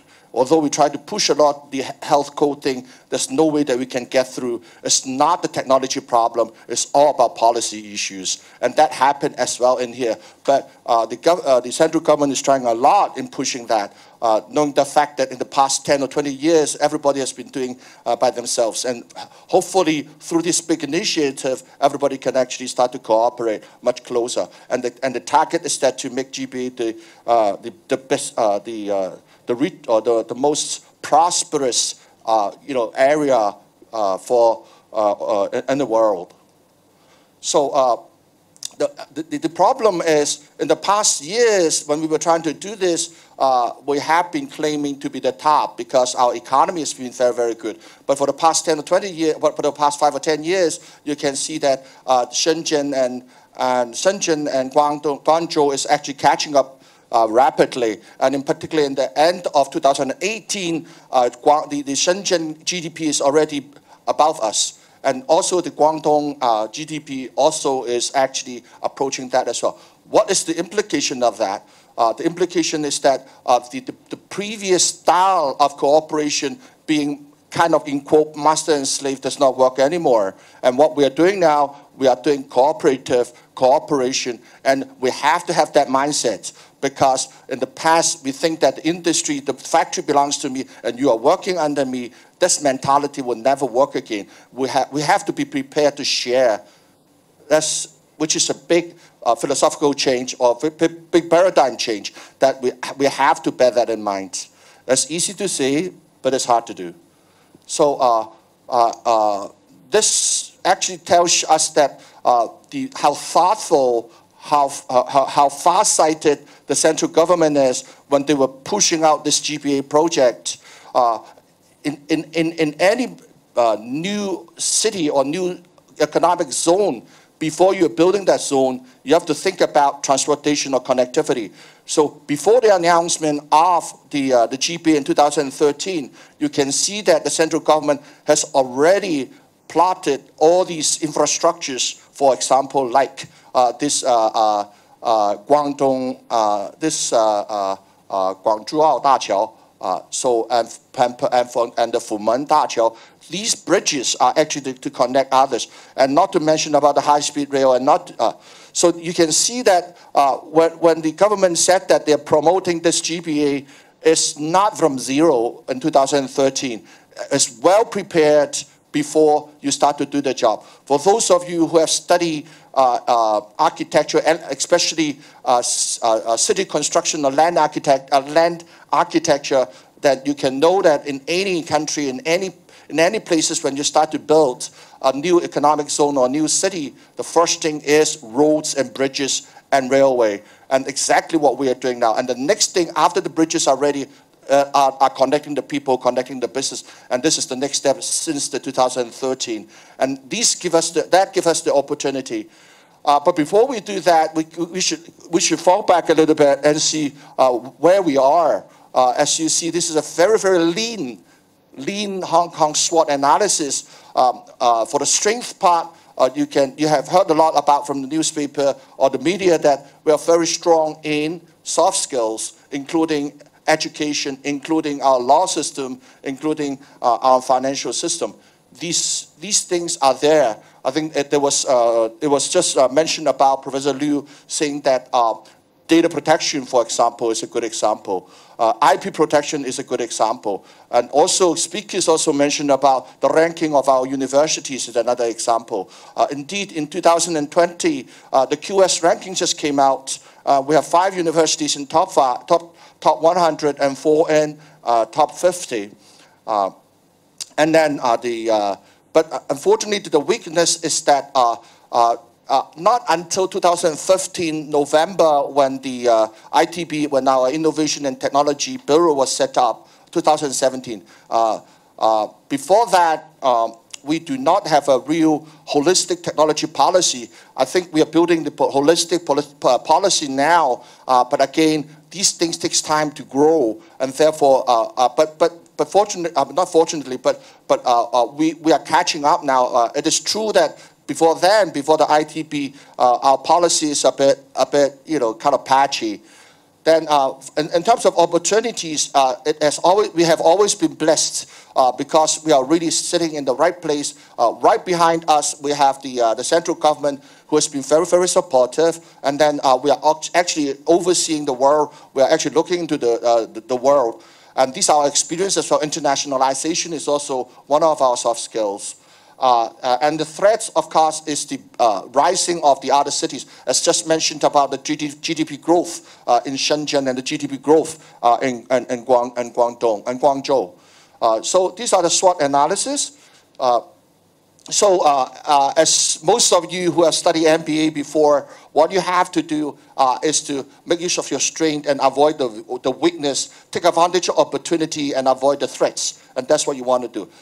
So I mentioned about what we have in this SWOT. So how are we going to make use of those? This is something that we should think about. This is the GPA part. And then we will have to mention about the redigitalization. As I was talking to one or two guests in here about the terminology of industrialization, must say that it's a little bit confusing. Although the government is very keen to promote reindustrialization, pouring in a lot of resources. But what is reindustrialization is being a bit confused. And a lot of people may think that, well, I have a big factory somewhere in Guangzhou and Dongguan. Let's pull them back in. Reindustrialization, that's what the government wants me to do. Is that it? Okay, this is only one way of doing it, but surely not the only way. There are many, many ways to do it. According to the definition of Wikipedia, reindustrialization is really not a project, but it's a process. The idea of reindustrialization is that because, well, the world changes into the 20th and the 21st century, the resources, the environment has been changed. So what we have to do is to base on the economic, social, and potential of the region, resources of the region, and actually reorganizing them in order to reestablish our industry. In quote, the industry not necessarily means manufacturing. Okay? And the process proceeds as a result of the need of revigorate regional, national resources and economies. So, in fact, when you again looking back to the two sessions, this is the slide of the report from the central government. There is a big effort in grand infrastructure construction. Okay. 重大基建, So this is also one big thing, very top in the agenda, which includes reindustrialization, Industrial 4.0, and things like that. So the central government is also doing that, and then you have to think how to integrate the two ideas of reindustrialization and GBA, because GBA is also one of the things that they want to do. So in fact, they are not disjoint. They are highly connected. So when we think about the industrialization model, so we have to first think about one of the problems that we are facing. This is a typical supply chain management model with the four stages. The problem that we have been facing is that these few parts in here, okay, these two parts in here, is actually the service element of the thing. In around 1980s to about 2010, our service part stays in Hong Kong, but the manufacturing part and the warehouse part are mostly stay up in the north. What is the implication of that? The implication is deindustrialization. That means all our people, all our technology are gone. Okay. So for those of you who have actually done MBA before, this is the idea of what we call a downward integration of business. When you downward integrate your business, you actually lose out this part, and this part will goes to somebody else. The longer you wait, the more you lost. Okay, because like your people, your skills, your equipments, all lost for the past 30 years. And therefore, it's a big hollow in here. So therefore, every time in the past 10 or 20 years, we always have been mentioning about how Hong Kong deprived of technology, how Hong Kong deprived of technology people is because of deindustrialization, and therefore we don't have those, in the past 5 years ago, and we are catching up. We are catching up. So anyway, as we mentioned, the process of reindustrialization is that we know what the process or what the resources around the areas are or what we have. We want to redistribute them. Okay.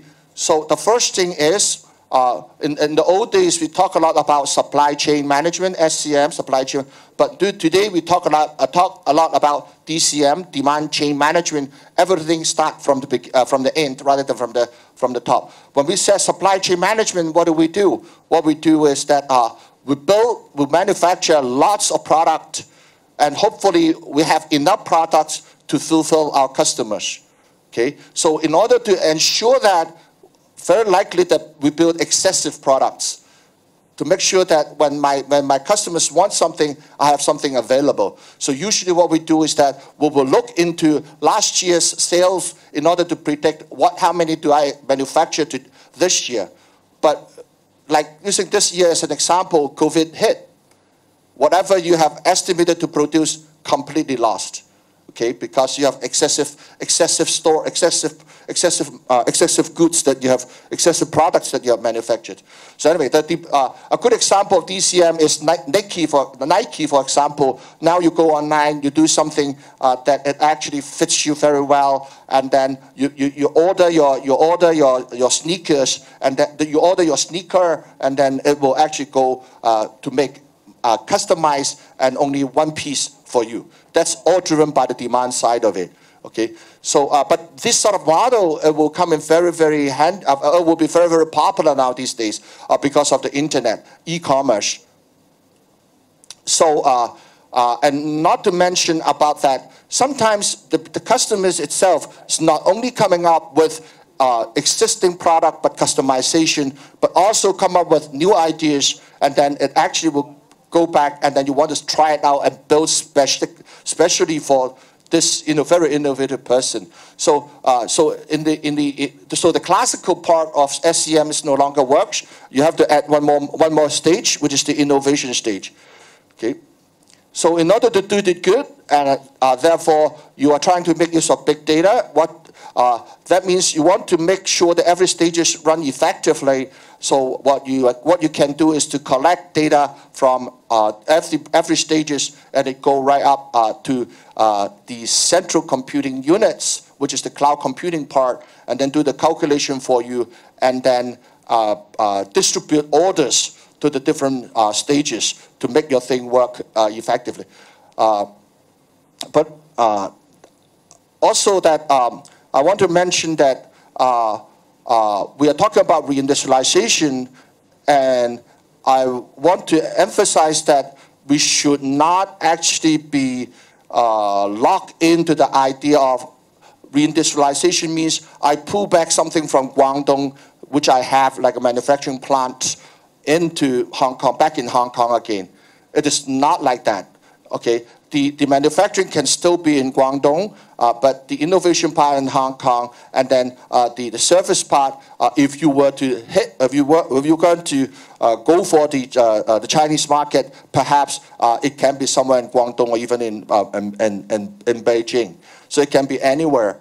Okay, but the important thing is that no matter where you are, it should be closely connected through data. So using the cloud computing services. Okay. So,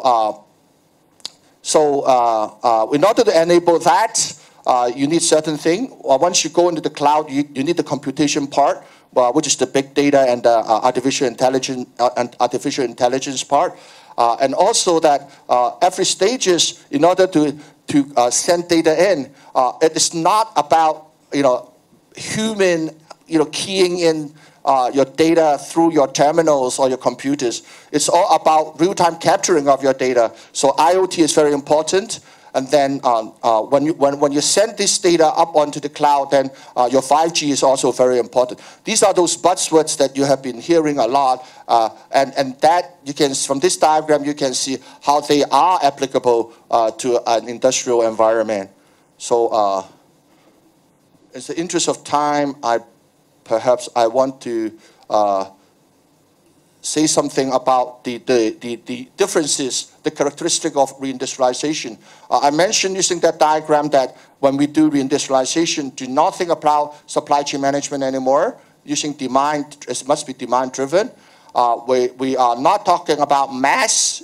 We're talking about customized production. The mass part that I mentioned is that right at the origin, then you try to build a lot of product in order to fulfill the little needs of your customers.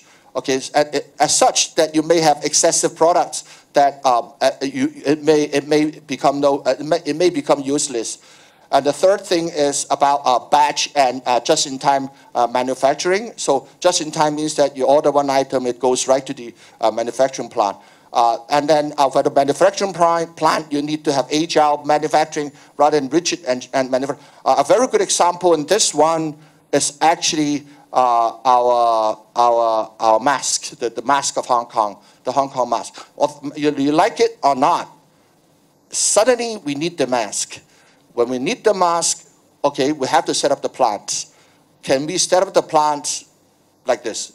Okay. In the old days, when you really have to set up the manufacturing plant, it would be very difficult. So, but what we want to do in order to promote reindustrialization, we need to have something agile. That means when a good idea comes up, we can build up the plant immediately or quickly. So for that, I don't know how many of you actually look at the government policy, Hong Kong government policy. One of the things that they do, they have actually reserve an area in Tseung Kwan O, which will be started in 2022 for reindustrialization. And then that's the idea that you can have, and at the same time in Hong Kong PC, they're collaborating with them for starting up new manufacturing plants. And it's not the conventional way of starting up, but you have to think of ways of starting it immediately. Let's give an example. For example, when you build a plant, then sometimes you use automation, then you will have some kind of robot delivering different parts to different stations. And these robots, usually you follow tracks. These AGV are actually going on tracks. Okay, how about using a completely trackless, a completely AI-driven, completely vision or image processing driven, using like a human being with a vision camera at the front to actually automatically go on the sites.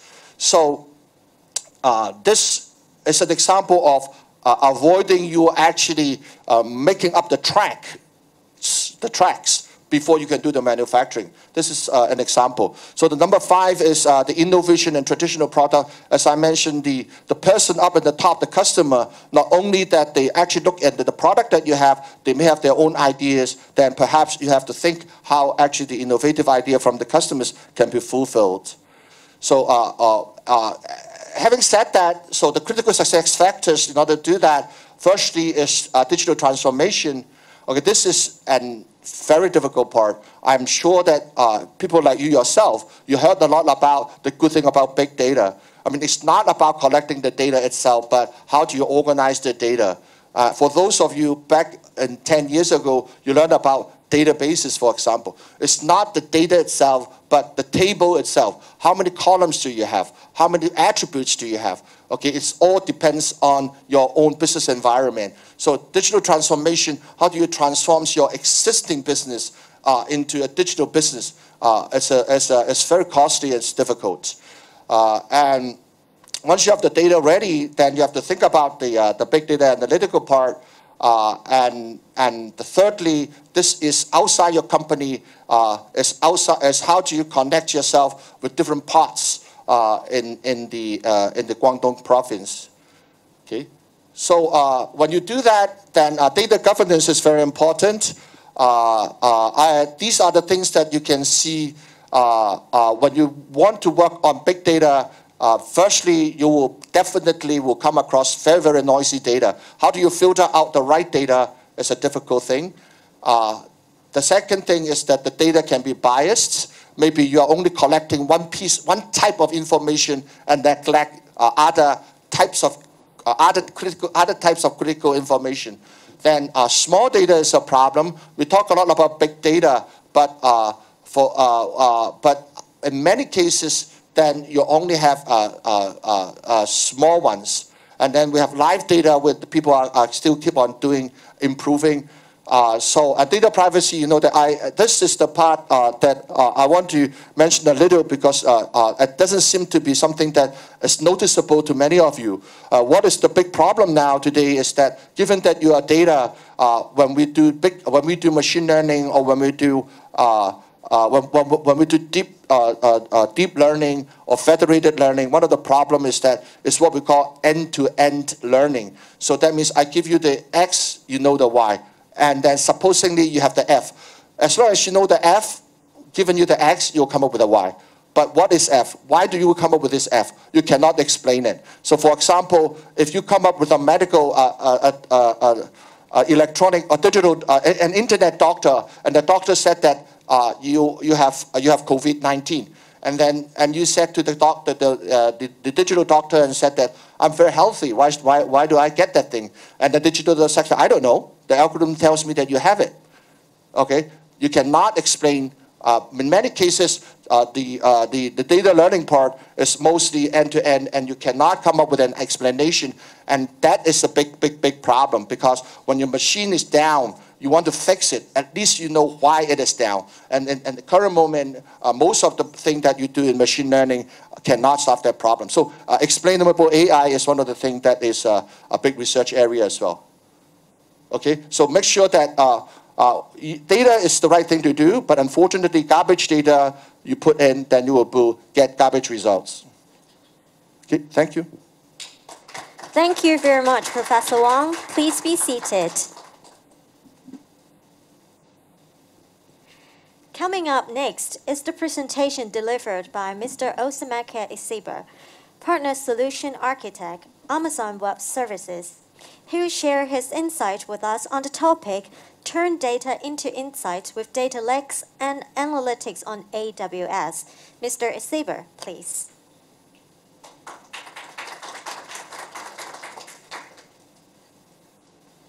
Okay, thank you for having me. My name is Osameke Isiba. I'm a Partner Solutions Architect with AWS. So when we invited for this, yeah, better, right? So when I got the invitation for this event, I was thinking about, okay, what do I present? I didn't just want to come up here and talk and the audience will leave, right? I wanted to leave you with something valuable so that when you go back, you'll be able to, make a difference. So I was thinking, okay, should I talk about what AWS has, AWS services? But AWS services, the breadth and depth is massive. We have services to address almost every business case you can think about. To give you an idea, in 2018 alone, we released 1,957 services and features. So I can cram that into 30 minutes, right? So I needed to do something else. So I thought, okay, let me focus on data lakes. This is a concept that, maybe many of you are not familiar with, but it's something that if I can explain it correctly and you can understand how it works and how AWS can help you with that, it's something that can change the game for you, whatever industry you're in. So let's get started. Data right now is considered the most valuable resource. This is a cover of Economist a few years back where they made that statement. They said data is now the most valuable resource, no longer oil. Well, especially right now when oil prices are down, right?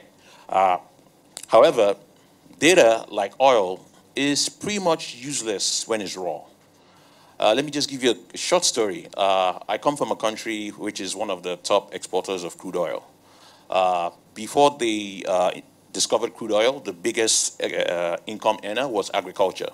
So my dad told me when they were really young, then they used to do a lot of farming to grow crops for, massive production of cash crops.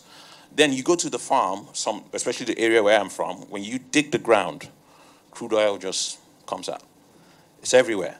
But they didn't know what it was. So it was like this black liquid, right? And you can't grow stuff where there's crude oil. It can't grow, right? So land that had crude oil was very cheap because, yeah, you can't grow. And everybody was focused on agriculture, right?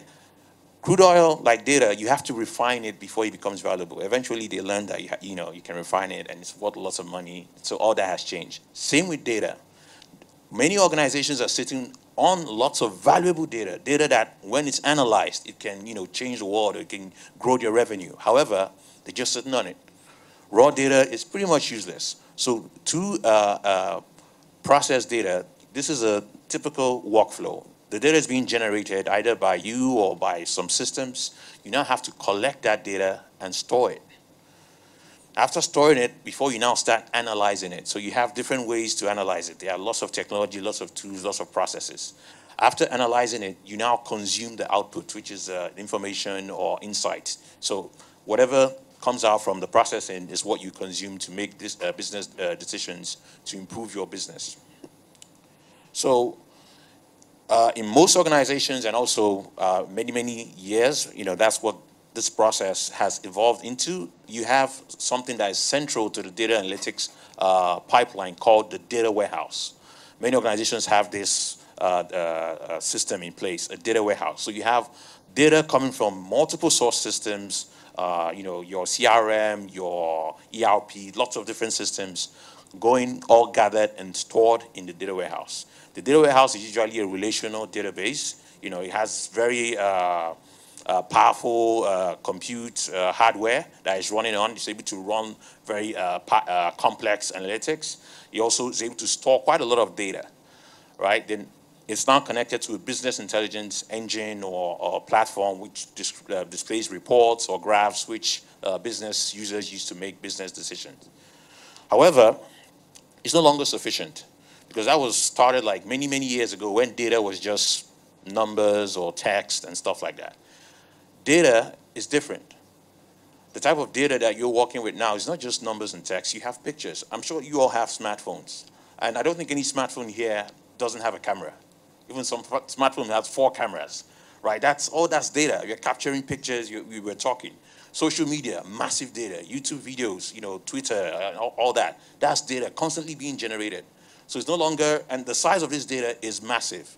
You've heard of 4K, right? So 4K video, the size is in gigabytes. Let's say a 1 hour 4K video, it's in gigabytes. Now we're talking about 8K.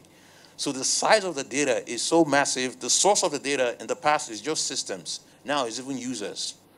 When you all, maybe some of you were coming here, you maybe use the train, you tap with the contactless payment, you're generating data. So the source systems are a lot. The people that are making use, that need to make use of this data too, are a lot. Not just the regular business senior leaders. Everybody in the organization needs to access the data to make some form of decisions. Then most importantly, you have lots of tools to analyze this data. So it's no longer just, you don't want to just see graphs or charts.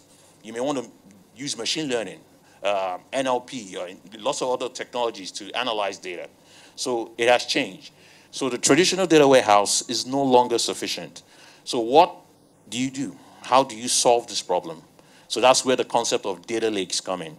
So data lakes basically is a storage, it's kind of like a methodology, right? Where you store data. So it's not actually replacing the data warehouse. It actually comes before the data warehouse. So you have all your data from different devices, different sources, different types of data, picture, text, voice, numbers, everything, all go into the data lake and store it.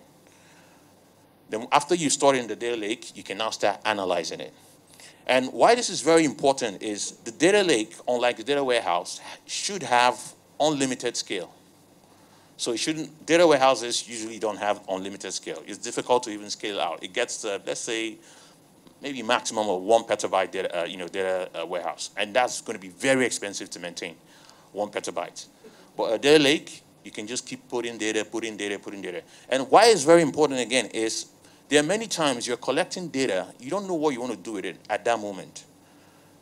Maybe in the future, that's when you need it. But you don't want to just let the data be there or not collect it, because it might be gone. You may not have access to it again.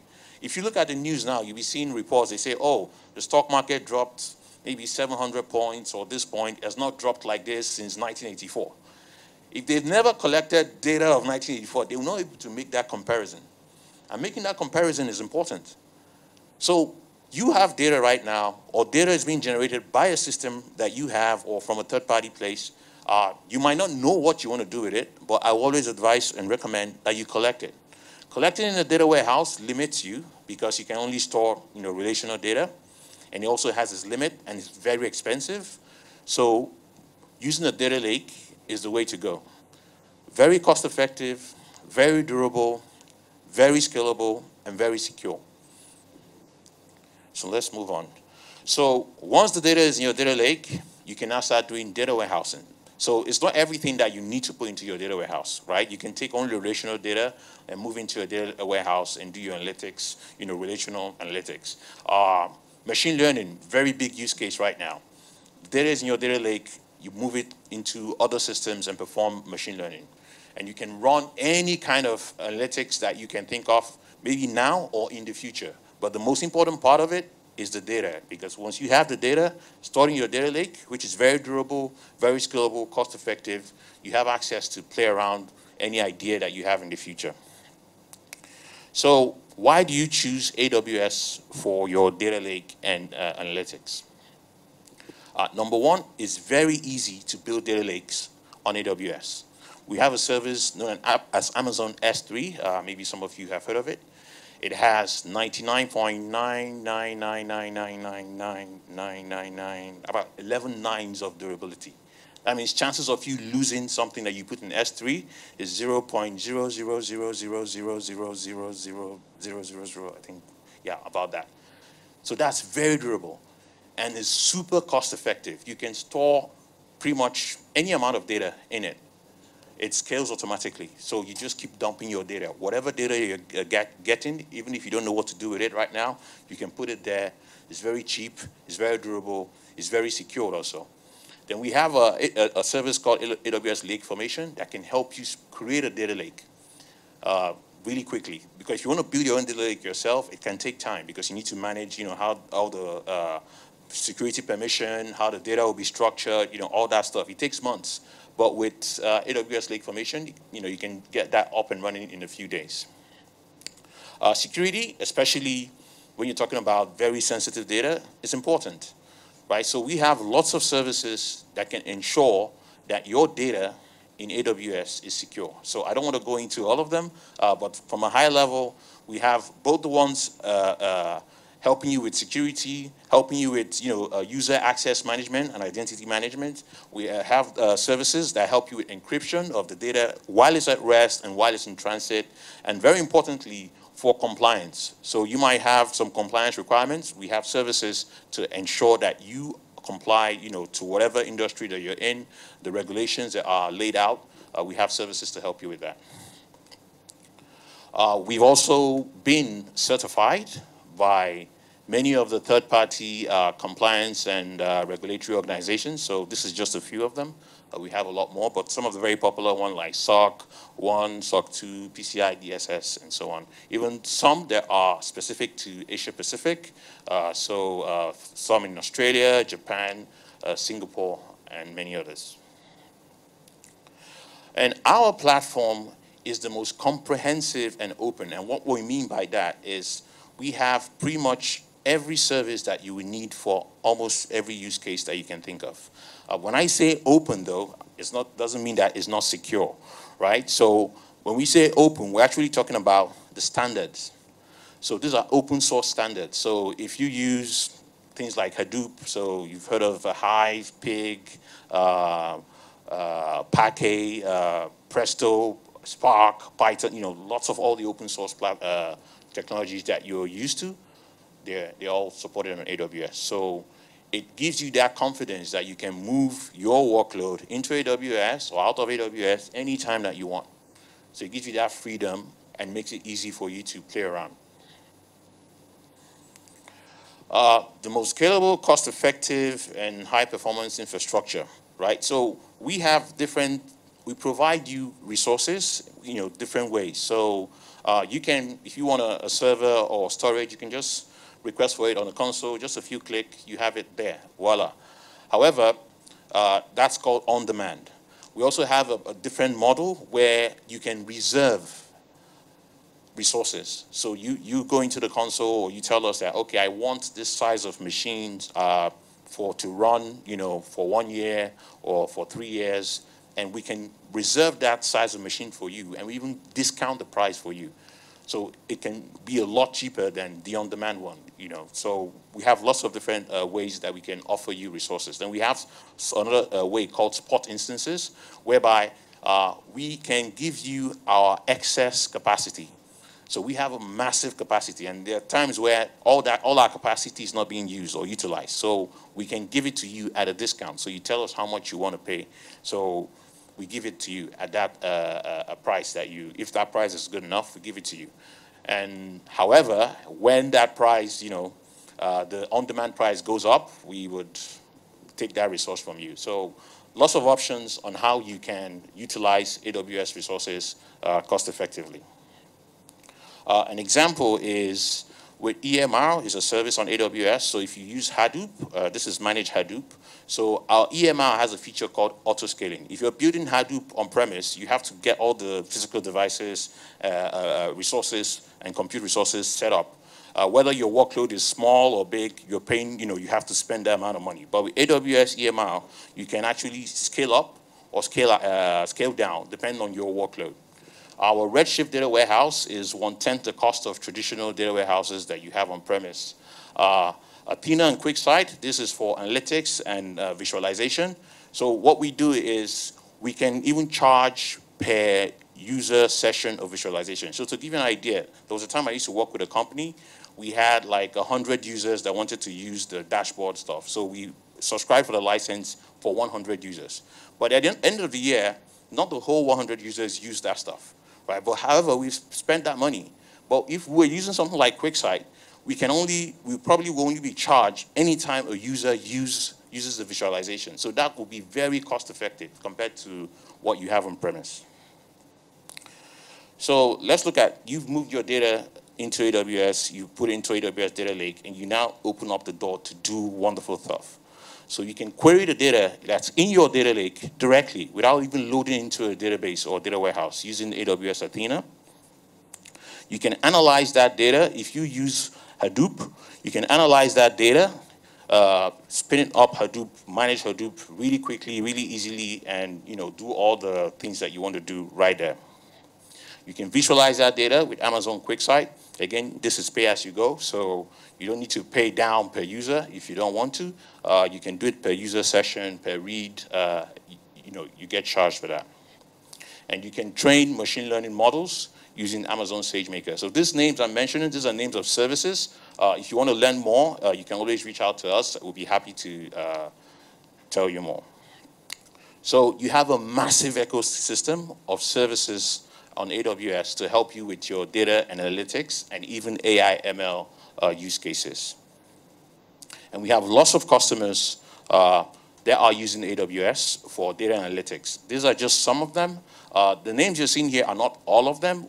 And again, we only put customers' name here when they give us permission. Even in Hong Kong, we do have a lot of customers. However, we haven't gotten permission in some cases to use them as references.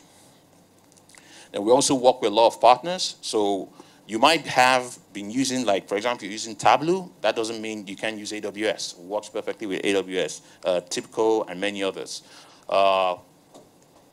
We also have partners. So some of the biggest names in the industry, partners that are skilled and certified on AWS.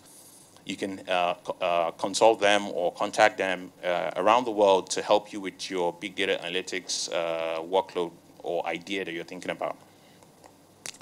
We provide training also. There's a digital training free. If you visit that website, you'll see some training to help you get started on AWS. So let's look at some customer success, a deeper dive. So FINRA, You may have heard of it. They're a regulator in the US. So they actually track stock market transactions, to ensure that there isn't any funny fraud or things like that going on.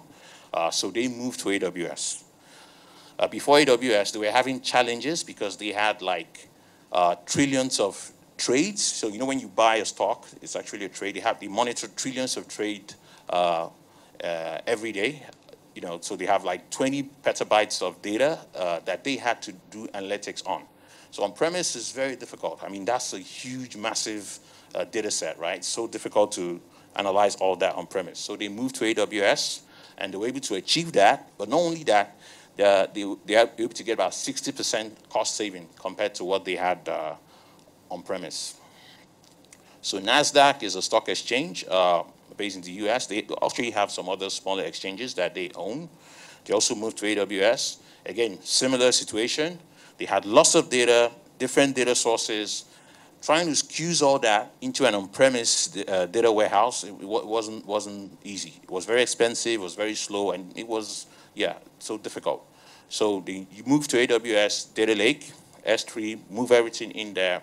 And from there, they started running analytics using different services. So they moved some into the data warehouse. They used Hadoop for some of them. They have, just to give you an idea of the size of the system, they used to get like 4.8 billion rows being inserted every day into their system. So by moving into AWS, they're able to handle that volume of data and process it very cost effectively. Amazon.com, so the e-commerce. We also use AWS for our big data analytics. In the past, we used to use Oracle Data Warehouse. We had about 50 petabytes of data. It was so massive. The team that used to manage it on Oracle on premise, it was like a huge army of people, right? Because it was the size was just so much. It was very expensive. It was complicated, and it wasn't something that was easy for us to handle. So we moved it to AWS Data Lake. And we're able to address that issue. One, we eliminated the licensing costs of Oracle, which is a very big cost. We improved the performance, and also we were able to grow the scale from 50 petabytes to 100 petabytes. So we have about 100 petabytes plus of data now that we can analyze just like that without having to spin up too many complicated systems. So that data is what we're using to do lots of initiatives like machine learning and different applications. Then Equinox is, they own fitness brands, so gyms and all these other spas and stuff around the US. They were also facing a similar challenge. They had lots of data, and being able to analyze it, it was so difficult, right? So they moved it into AWS, again, Data Lake, and from the Data Lake, they're able to connect lots of different systems, third-party systems, and do analysis. So the theme of everything I've been talking about here is Data Lake. You have data, you want to collect that data, put it into an AWS Data Lake. You might have a way to process it right now if you have any idea, no problem. But even though you don't know what to do with that data right now, having an AWS Data Lake opens up lots of possibility. It's very cost-effective, it's very secure, it's very scalable. So next step, I would encourage you to sign up on AWS. We have 10 minutes tutorials that can teach you some basic stuff. You can try it out, and you can start experimenting on AWS. But that's not all. We also understand many of you may not have data, right? There are organizations that don't have the data that they probably would need. There is a service known as AWS Theory Exchange, where you can go and find data being produced by some of the biggest companies out there. So exchanges, government agencies, they have data and they put it in there. So you can go subscribe for that data and use it to do your analytics. And if you have data yourself, you can actually push it in there and make money out of that data. So I would recommend you to take a look at that. So lastly, there is a QR code here that you can please scan. We do have a gift that we will give to you if you're interested for filling out that form. So if you have any questions, I think there's a chat group that you can leave it in, and I'll be very happy to respond. Thank you very much. Thank you very much, Mr. Iseba. Please be seated. Now let's welcome Ms. Michelle Leung, Member of Board of Directors, Logistic and Supply Chain, Multi-Tech R&D Center, to give us her presentation. The topic is AI and Big Data in China e-commerce. Ms. Leung, please. Thank you. Dr. Chai, good morning, everyone. Thank you for inviting us here to share with you about the big data and AI analytics used in e-commerce. Quick introduction. Today, the insights that we draw is from our clients. So we're Fengomni. We help clients and brands internationally to expand e-commerce in Asia. So here are just some of our brands that we work with. So first of all, the China AI and big data market is increasing enormously, double digit. You know, as some of our past speakers have shared, the AI market is over 70 billion in 2020, and the big data is over 100 billion. It's going to continue to increase at double digit. So if we look at how e-commerce AI digitalization has evolved. We first start off with, what we call 1.0, which is a more traditional and closed platform.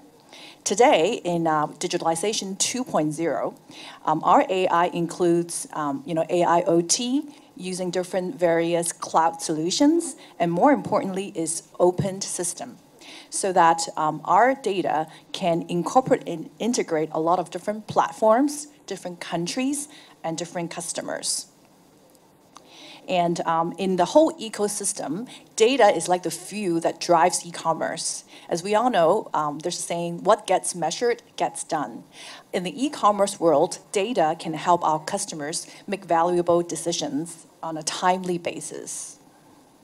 So you can see this is an example of how Alibaba has used different technology to build a very scalable infrastructure. So as you might know, in the whole Alibaba ecosystem, they include not only e-commerce, but they also include marketing, online marketing, their own cloud services, as well as different media that the Alibaba infrastructure includes, and also, of course, payment. So their one special unique advantage of their system is they use one infrastructure, one platform to enable us to access all these data. So for example, let's say we have an advertiser. When they sell on Alibaba Tmall, for example, they can also access the data that's used in Alibaba marketing system. So they call it Alimama marketing. And you can track the consumers through their unique tags in different systems, including on media, right? On their video sites, on their different search sites, as well as through their Alipay, their payment. So with that, with that infrastructure, you'll be able to trace one consumer in all the different ecosystems, which is very powerful for us to drive e-commerce sales. And if you look at, the digitalization from a strategy perspective, so you have the front end and you have the back end. But very importantly is what happens in middle, or what we call the middleware. So digitalization includes standardization and optimization of different resources. So one of the challenges that our clients always face is there are many different systems that they run, and they need to integrate them together so that they can unify and make insightful data conclusions. So when we plan our digitalization strategy, it's important that we incorporate these different systems in mind. In terms of opportunities and challenges, right? So in today's e-commerce world, data is actually part of our whole strategy, as well as our technology. So when we plan our IT roadmap together with our clients, we look at the 3-year to 5-year strategy on how we can use data and digitalization to help us to, complete the customer journey, encourage repeat purchase, and build our brand recognition. with the use of new technology like 5G, and other AIoT technologies, we also incorporate them to make sure that all the organizations in the company, they are ready and for the different data digitalization. And of course, one of the most important part is actually the organization of the team, how we do their KPIs and how we empower them to leverage all these infrastructure to maximize their opportunities on e-commerce. In terms of the next trends and next wave, data actually can help us in many different aspects of our business. So, in here we talk about operations. So operations relies on data. So our operation team for our clients, every day we analyze the platform data, our consumer data, and most importantly, our competitors' data to make sure that we are actually trending towards the right direction. And we always say devil is in the details. By looking at the data, we can streamline and maximize our operations. And this whole data system is like a feedback system. So by reviewing all these data, it completes the feedback loop, and so that we can come back and understand, what we have done right and what we could have done better. So here are some of the tools that's very common in e-commerce that we like to share with you. It's a little bit more practical. So first of all, it's called the 千人千面, what we call customized search. So you might have heard about this term before, and this is one of the most successful or secret weapon that Alibaba used today. So this customized search means that every person has a different interface on Taobao or Tmall, which means that when I open my Taobao, it's going to be different from your Taobao or another person's Taobao. And the reason is this customized search actually look at your demographic data, where you are and what you enter when you open the account, your gender, your age, your demographics. But more importantly is what you search, what you buy, and what you look, in the whole platform. So for example, this is, one city female consumer, which Alibaba Tmall has more female users than male. You can see where they go, where they spend their time, and most importantly, where they spend their money. So by having this customized search, Alibaba is able to showcase the most customized search based on AI and data to increase the conversion, revenue conversion on e-commerce. As we all know, every day, our use of internet time is very fragmented, which means that you might look at your phone on Taobao for about 3 minutes, and when you get a call, you get off. And then an hour later, you might get on another 5 minutes again. So in order to maximize on that fragmented usage, customized search is very important. So you can see that, different people searching for different results might go back to the same listings. And from Alibaba perspective, because there are so many brands and so many stores that are already selling on Tmall today, they must use customized search so that they can maximize the right brands in front of the right audience. You can also see the customized search is not only showing in the search results, it also shows on the store. So when you see this store here on the right, you might think it looks like, two, three different stores. Actually, with the same store, you can have a few design. And what the system does is, every time they show and display, this is what we call A/B testing. They actually will show the store that has the most click-through and highest revenue potential. And by doing this through AI and big data, they will maximize the return they get from that page view. And that's something that, the platforms always do, is they need to maximize revenue from each page view. And so by providing these different storefronts, you can actually maximize that potential. You can see here these three storefront on the left is actually for a male customer. In the middle, it could be a new customer because it's showing all the different categories. On the right is probably for a female repeat customers because it's showing all the female categories. Another very popular tool is called Luban, which is an AI-supported banner design tool. So if you think about Alibaba, the whole China e-commerce landscape. So in the past 618, that just happened 2 weeks ago, the whole China e-commerce GMV is $136 billion US. So if you think about that $136 billion, what's behind that is all these banners that's being done. So you can see all the different pages, category pages, all these different banners. In the past, our designers had to do them one by hand. Now you don't have to because they're all generated systematically by AI. So what happens is you just have to enter your product. You might have a model image. And then what the system will do is they will automatically come up with this banner with all these different colors that you can select in advance. So by doing these automated banner, you'll be able to change and customize more quickly and able to showcase different banners. And again, all these banners are done with A/B testing, which means that the banners you see have the highest conversion rate for your particular group. Another tool is called Alibaba Wood. So Alibaba Wood is actually a system where you can do AI videos. So you might have heard that in e-commerce, China particularly, people like to watch videos.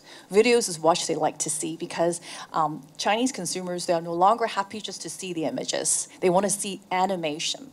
So for a lot of brands, taking an image, the cost is a lot lower than taking a video. So how do they conquer this? So this is an AI automated video, which means that, first of all, if you look at this shirt here, they can actually use AI to convert a photo into a video. So how do you do that? So basically, you have a photo, and then they would do like a motion video and converting a photo to become a video.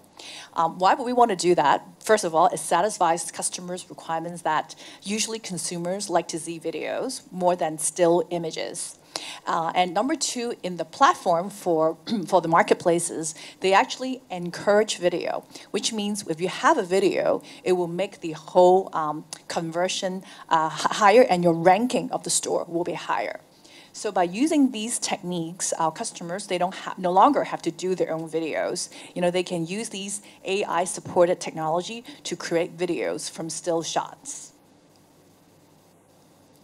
So you can see, this is like a page where you can select a lot of different factors. You can select, what kind of background color, what kind of module, and then, what's the style that you like, what's the content you want to show. You can add your different features like words and different images, and you can see all these different videos. And for the background, you can change, with the different corporate colors you're using, or you can use the AI-supported suggestions that will help you create this video.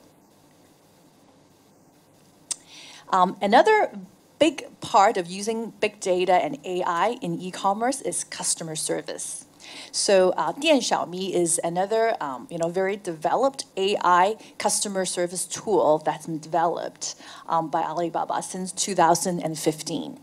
So, as you know, when in China e-commerce, the touch rate is very high. What does it mean by touch rate? The touch rate is the number of customers who contact our agents before they buy the product. Does anyone know how high the customer touch rate is in China? Any guesses? So let's say there are 10 customers who buy from the store. How many of them do you think will contact customer service before they buy? So in the US and UK, people usually are pretty automated. They search, they see, and they buy. In China, the touch rate is over 50%, which means for every 10 customers, over 5 would have contacted your CS before they buy the product. And what's the reason? So first of all, China consumers, they like to ask questions. And the other thing is, the top 2 questions that customers ask the agent is, number 1, is the store authentic? Are you selling counterfeit or are you selling authentic products? That's always the number 1 question. And the number 2 question is, do you have any promotions? Are there any special offers? Because Chinese customers love to get the best price. So with those 2 common questions, you can know that we can use a lot of different AI to support these inquiries, because for these what we call pre-sales inquiries, usually the first 2 questions would cover over 50% of the inquiries. So we can use AI to support it. So how do we do it? So based on the keywords that the customer enter, so usually they will enter with the words like promotions, discounts, or words like counterfeit, authentic. Whenever they enter those words, we can show the automated reply in this AI customer service inquiry. And with that, the customers will be able to see all the promotions very clearly before a customer agent needs to go and type in everything themselves. So you can see there are a lot of different modules in this AI. So first of all, they can look at the pictures. So sometimes customer might send different pictures to ask about maybe a particular product or even maybe a competitive product. So they can recognize the picture and suggest some answers. Also, there will be some deep dive Q&A. So the 2 questions that I just mentioned are just like the first level. There are also different level of questions. For example, a lot of questions is about how to use the product, the directions on how to use it. So that would be considered a deeper level, and according to the keywords that the customer enter, the AI tool will be able to provide the answer based on those keywords.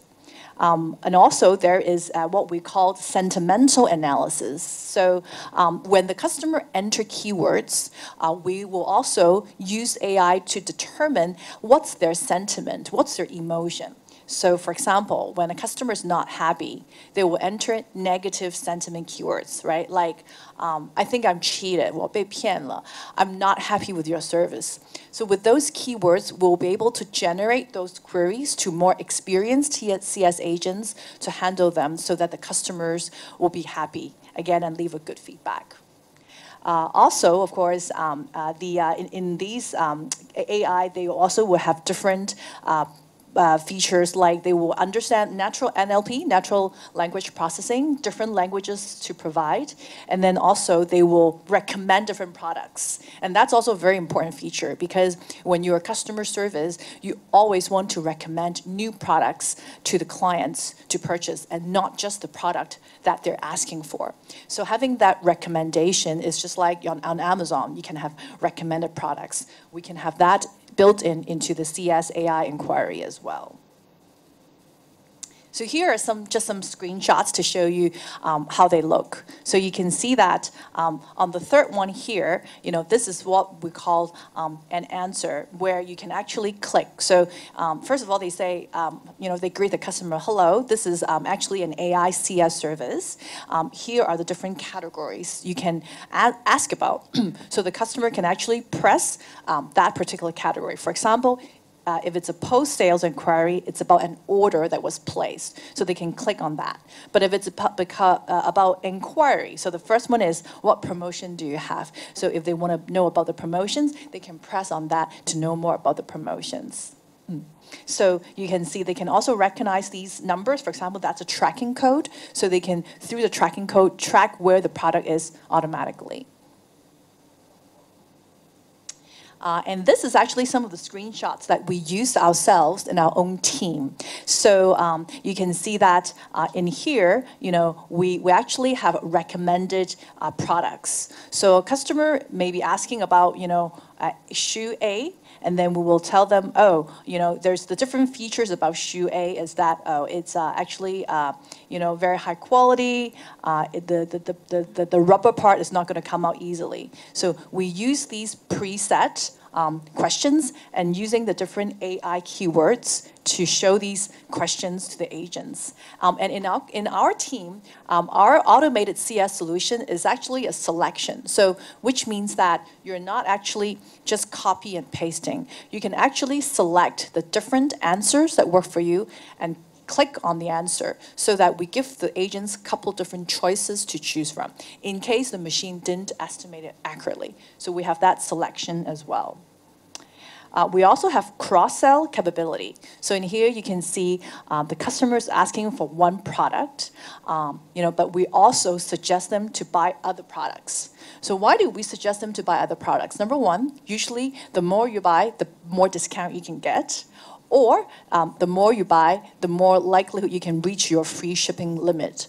So our CS team always use these automated feature to help them cross-sell. So in this case, she's asking about a little girl's t-shirt, and she's probably age 5. So you can see we suggest similar age and similar style so that the customer can see these different options through this AI-supported CS. And here is just a quick look at the services that we provide in e-commerce. And you can see that data, big data, AI is always a very important part of what we do in e-commerce. So in e-commerce, right, we have a store, and we do marketing, and we do customer service to service our clients. And customer service is also a big part, what we just discussed, where we use e-commerce to support our operations. In terms of data analytics, we look at not just our own store data, we also analyze the big data of the whole platform, the category, and most importantly is our competitors. We monitor our competitor trends to make sure that we're using their big data, comparing with different periods, right, including year over year, month over month, week over week. How are we doing against our competitors? And with the China e-commerce, all this data is available that we can subscribe, and we can analyze our competitor data that no one would be able to do using offline stores. So with online e-commerce, we can use these different big data and analyze them and compare them and then use it to our best advantage. Another part where the AI comes in very handy is the WeChat engagement. So you might know about WeChat being the most used platform as communication in China. We can also use different data within WeChat to do marketing. So in WeChat, the best thing that we can do is we can create a customer engagement module, and we use that module and we can capture the sales and e-commerce in different platforms for the customer. So the customer could be buying from Tmall, but JD, Kala, VIP, no matter what platforms they're buying, we can use WeChat to engage the customer and to accumulate all our customer data. And then, of course, using different AI technologies to analyze their buying patterns, their buying behavior, and send customized messages to them. For example, we can send different offers, birthday offers, or we can send family and friends offer, or buyer referring buyer, what we call buyer get buyer promotions. So by doing that, we create an ecosystem where they can also come back for repeat purchase, and also using that data for them to refer other similar users and similar customers to buy from our site. Okay. That's our sharing today on e-commerce with big data and AI. For any questions, feel free to connect with us. Thank you. Thank you very much, Ms. Lang. Please be seated. Before we move to the panel discussion, just a warm reminder again, if you have any questions to ask our speakers, please send your question to the chat box now. May I first introduce our moderator, Ms. Gracie Ng, Director of Program Management Office of Hong Kong Science and Technology Parks Corporation. Together with all speakers, including Professor Liu Qi-feng from HKSAIR, also Professor Wong Kam-Fai from CUHK, Mr. Osamake Isibo from AWS, and also Ms. Michelle Leung from LSCM to come on stage. Please. Just a reminder again, if you have any questions to our speakers, please send your questions to the chat box now. Our moderator will help you to ask the question during the Q&A section. Thank you very much. Now I'm going to give the floor to Ms. Ng to lead the discussion. Ms. Ng, please.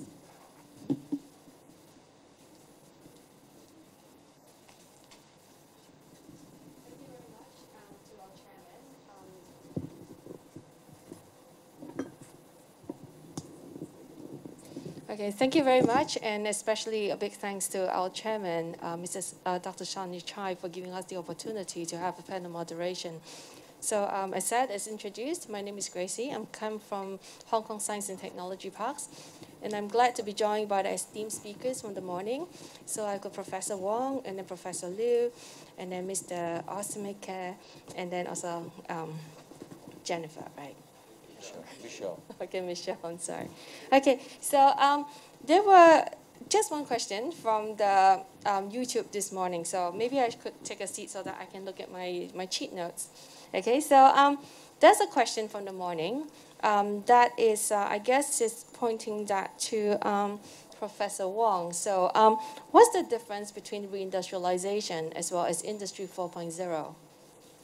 Oh, I think the industrial 4.0 part is mainly on the manufacturing part. But when we said about reindustrialization, as I mentioned, it's more like a process. You actually have to look at the environment, what kind of factors that you have, and then what kind of resources do you have, and then you're trying to redistribute them for the advantage of your industrialization, for your industry. So when we talk about Industry 4.0, most people are mainly focused on, just how to make use of the data, centralize it, and then to analyze the thing. But there are other things that you have to think about. The whole reindustrialization process really depends on all the different resources that you have. For example, your environment, your capital, and everything. Okay. This leads to the next question that I have also to Professor Wong. Oh, that's good. I'm a teacher. I can do anything. Yeah, do. Fly away. Okay. I'm ready. Okay, so in your presentation, you talked about the strength of Hong Kong, which is the soft skill, right? Soft skill is soft power. So in a way, so what do you see as Hong Kong's strength, and how do we groom these soft skills and soft power in the Hong Kong context to improve the reindustrialization for Hong Kong? Oh, well, we mentioned about the research part of it. I have an idea, but I didn't share. I've been keep on talking about this idea. Firstly, you have to know what your advantages are ourselves. For example, like our research R&D is very good, the basic research part. I have some statistics. When you actually look at Shenzhen, for example, they do R&D as well, but their R&D are mostly in, industry-driven. 97% is actually coming from companies, and 3% from the public, including university. And if you look at Guangzhou, it's something like 70-something, 80-something to 20, and ours is 45% from the government, from the public. 45 from the industry, and 55 from the public. What does that mean? That means we do very good basic research. And not only that, statistics, the ranking of our university also reflect that our universities are very good in research. So the model would be, I call it in Chinese, in Chinese it calls 前言後產, 前言後產. So the idea is that why don't we make our innovation and our research base in Hong Kong, and then once we have the idea developed, then we can then perhaps do the first stage of prototyping in Science Park, in Cyberport, and then we go to mass production in the northern part. That's the production part. Okay, and if this thing wants to go a little bit further, which I call the expansion stage, then perhaps you can either go right into the heart of China, or you come back in again to do internationalization, making use of our, Hong Kong EX to get listed. That'd be really nice. So, do we have any questions for Professor Wong before I move on to the next speaker? Okay. Otherwise, hold your question. We can come back again. So my next question is for Professor Liu. So you talk about the new progress and application of AI. So in the Hong Kong context, which industry are you going to see the most benefit that will come out of it? And how are we, and what kind of infrastructure do we need to ensure, to encourage, the thrive of AI and big data for that particular industry? Yep. So Hong Kong is a financial center. So the majority industry is a finance. The finance company has some advantages. The first is it is highly digitalized over the past 200 years. They need the make the book accounting here. So and the data is very high quality.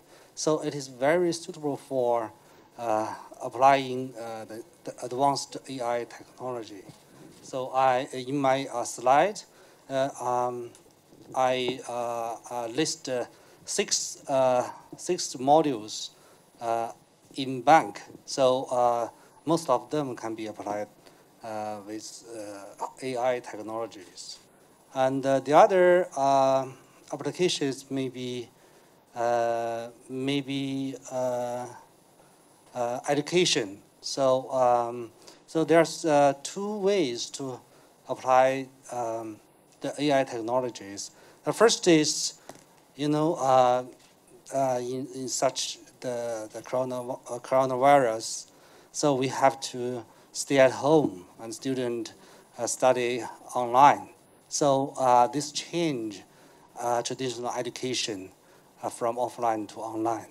So there are many learning records. The track can be analyzed by AI technologies. So yeah, so our Hong Kong SARE, our society, is trying to make a white paper of how Hong Kong apply AI technologies. Yeah. So thank you. Thank you. Likewise, is there any question for Professor Liu before I move to the next speaker? Yes, please. Hi, this is Ray. I want to ask, you have a lot of experience from the AI industry, right? So in Hong Kong, what do you think about the position in Hong Kong when we go into the Great Bay Area, right? Are we good in industrial expertise, or we are good on thinking a prototype or R&D?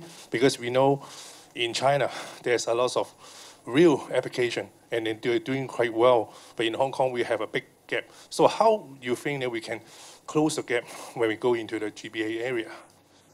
Yeah, actually, Professor Huang had mentioned there's different advantages for Hong Kong and Shenzhen and Macau. Hong Kong has 8 top universities, and I mentioned the paper about AI is very high quality. So there's very good AI initials happened in university, but before the professors focused on academic research, but now their interest turn to make money. That's good things. So this will there's many policies, strategies to encourage communication between mainland and Hong Kong. So these professors can go to the mainland. Oh, not now. Yeah, after the disease, there are more and more communication. So this is a big opportunities to make something happen. The technology changed to production. Yeah. So I think there will be miracles in the future. Yeah, I believe. Can I add a little bit on that? Or he mentioned about one of the points. If you go to China, you see that there are a lot of big companies like BAT. They are looking for students. They are looking for people. I mentioned about the statistic that I have. What happened is that these big companies suck all these people out and all this technology out from university, making it a little bit hollow now in the university sector. And we are glad, we are blessed in Hong Kong that the universities themselves are still, very keen in basic research, especially in the AI part. I think this is one side of it, but I don't know how long it will last. But I think we should keep that. The second point that I want to raise is that, you are industrialists. You are people looking, money-driven, mostly capital-driven. But think about it. Let's think about the cashless society as an example. We always said that Shenzhen is so much advanced than us, right? We always said it in the newspaper. That's not exactly true. It really depends on the perspective that you're looking at the society. What about digital inclusion? What about the people who are in elderlies? The percentage of elderlies in Hong Kong, we should take care of them. So what happened to the elderlies in China, for example, in Shenzhen? There's a term called digital discrimination. Okay, we only talk about the good side of it because it's all money driven.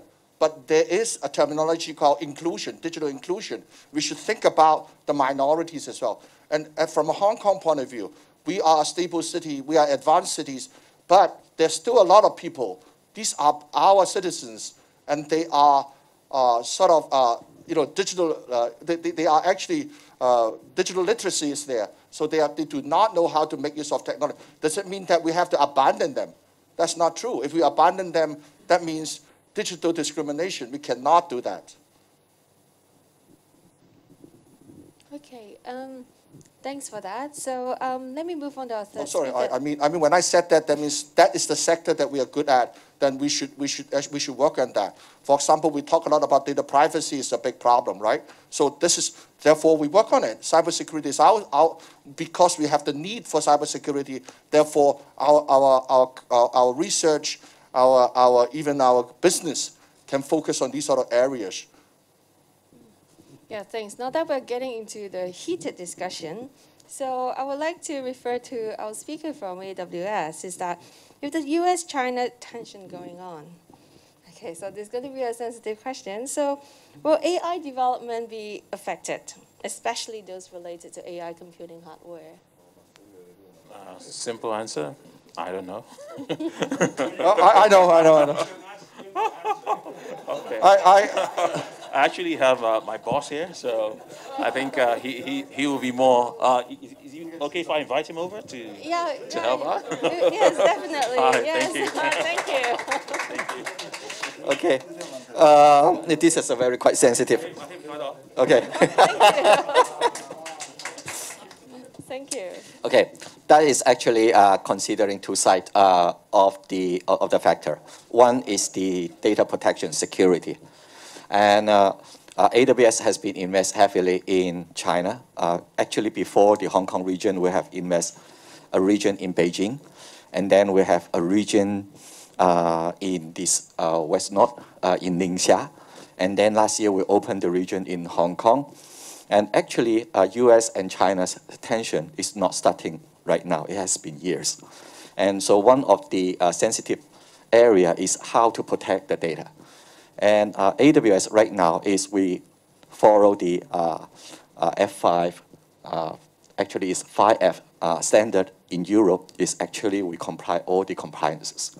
So in Hong Kong, we help the government, we help some of the private sector on the data protection. And right now, most of the COVID-19 program are run on AWS. And one of the core important is how to protect the data and how to erase the data. We have a compliance on how to erase the data security and how to report back to the customer. That is audited by a neutral audit firm. That is one is very important. The second thing is how to leverage the tool. And actually, we are partnered with a lot of Chinese companies to do the AI and machine learning tool. And we invite them back to Hong Kong. So some of the projects in Hong Kong, we leverage cross-border resources, not just Hong Kong, but also the people in China. So to us, short to the question, and the answer is no, actually, we do not affect by any tension between two countries. We're neutral. But in general, it is something happening. If you remember, about 6 years ago, or 6 months ago, there's a letter from MIT vice president initially sent out to all the professors and saying that if you want to do research with us, with Hong Kong, any universities or any people in Hong Kong, you have to go through the senior management first to have to be reassessed again before they would allow the technology to go out.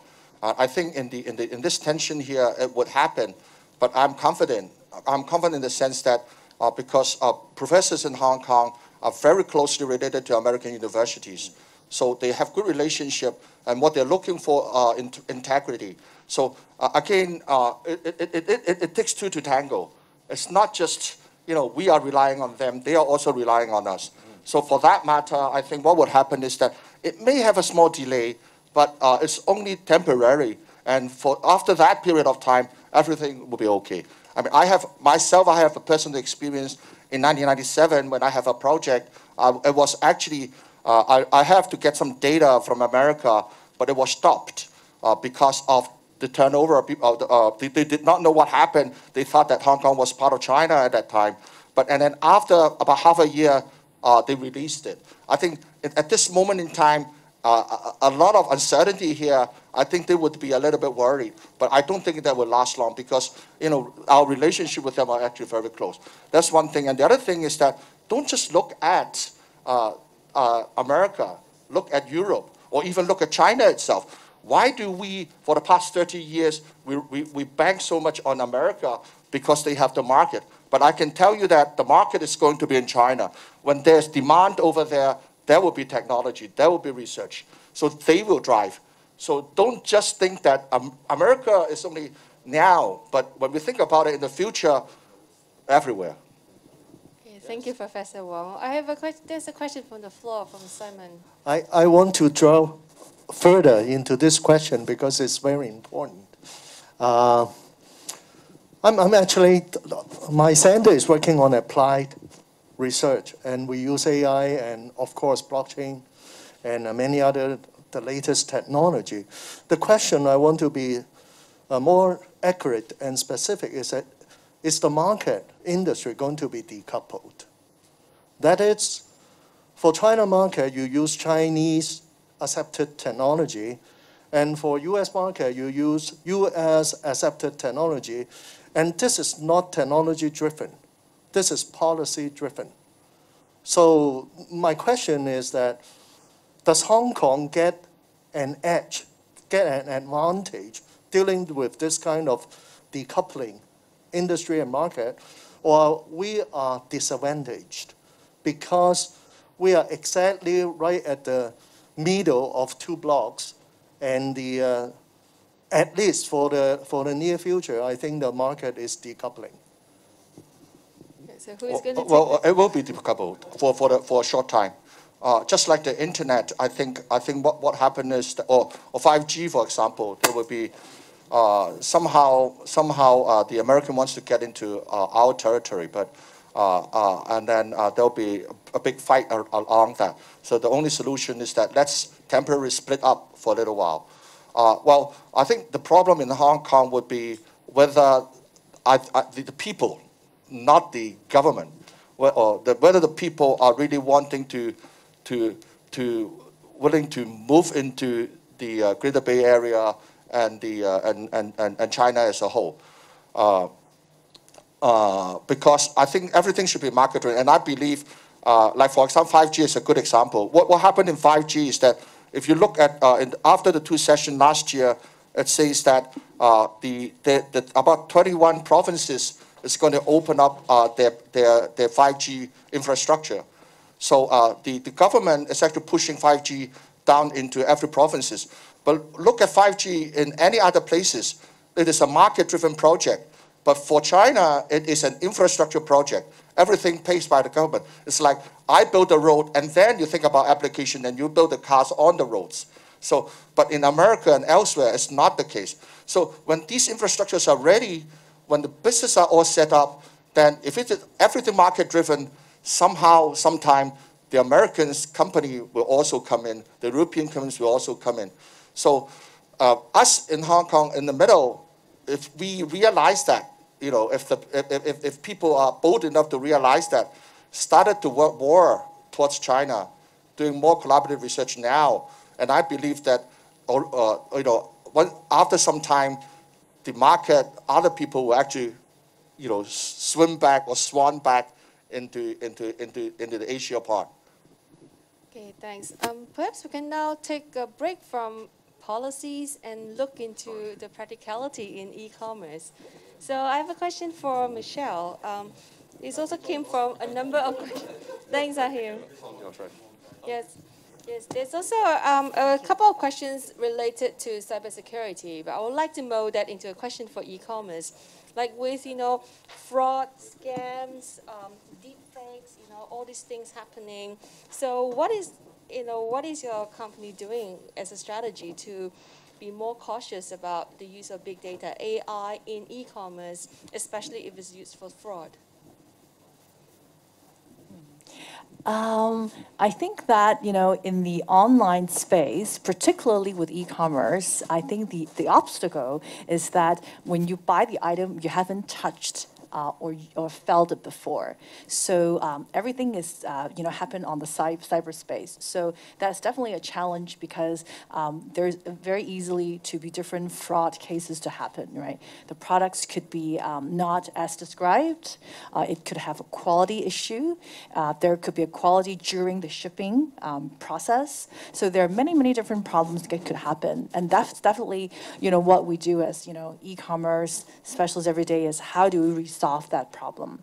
So there are a couple things that the platforms have done and a lot of things that we do to help the brands to overcome these obstacles. So first of all, marketplaces, they all have fraudulent teams that they call trust and safety, where they monitor activities on the platform every second. So they monitor for different big data and potential fraudulent activities. Yeah. So for example, they detect for huge spikes of activities, products that are being sold at a very low price, or products that are being sold at a very fast pace.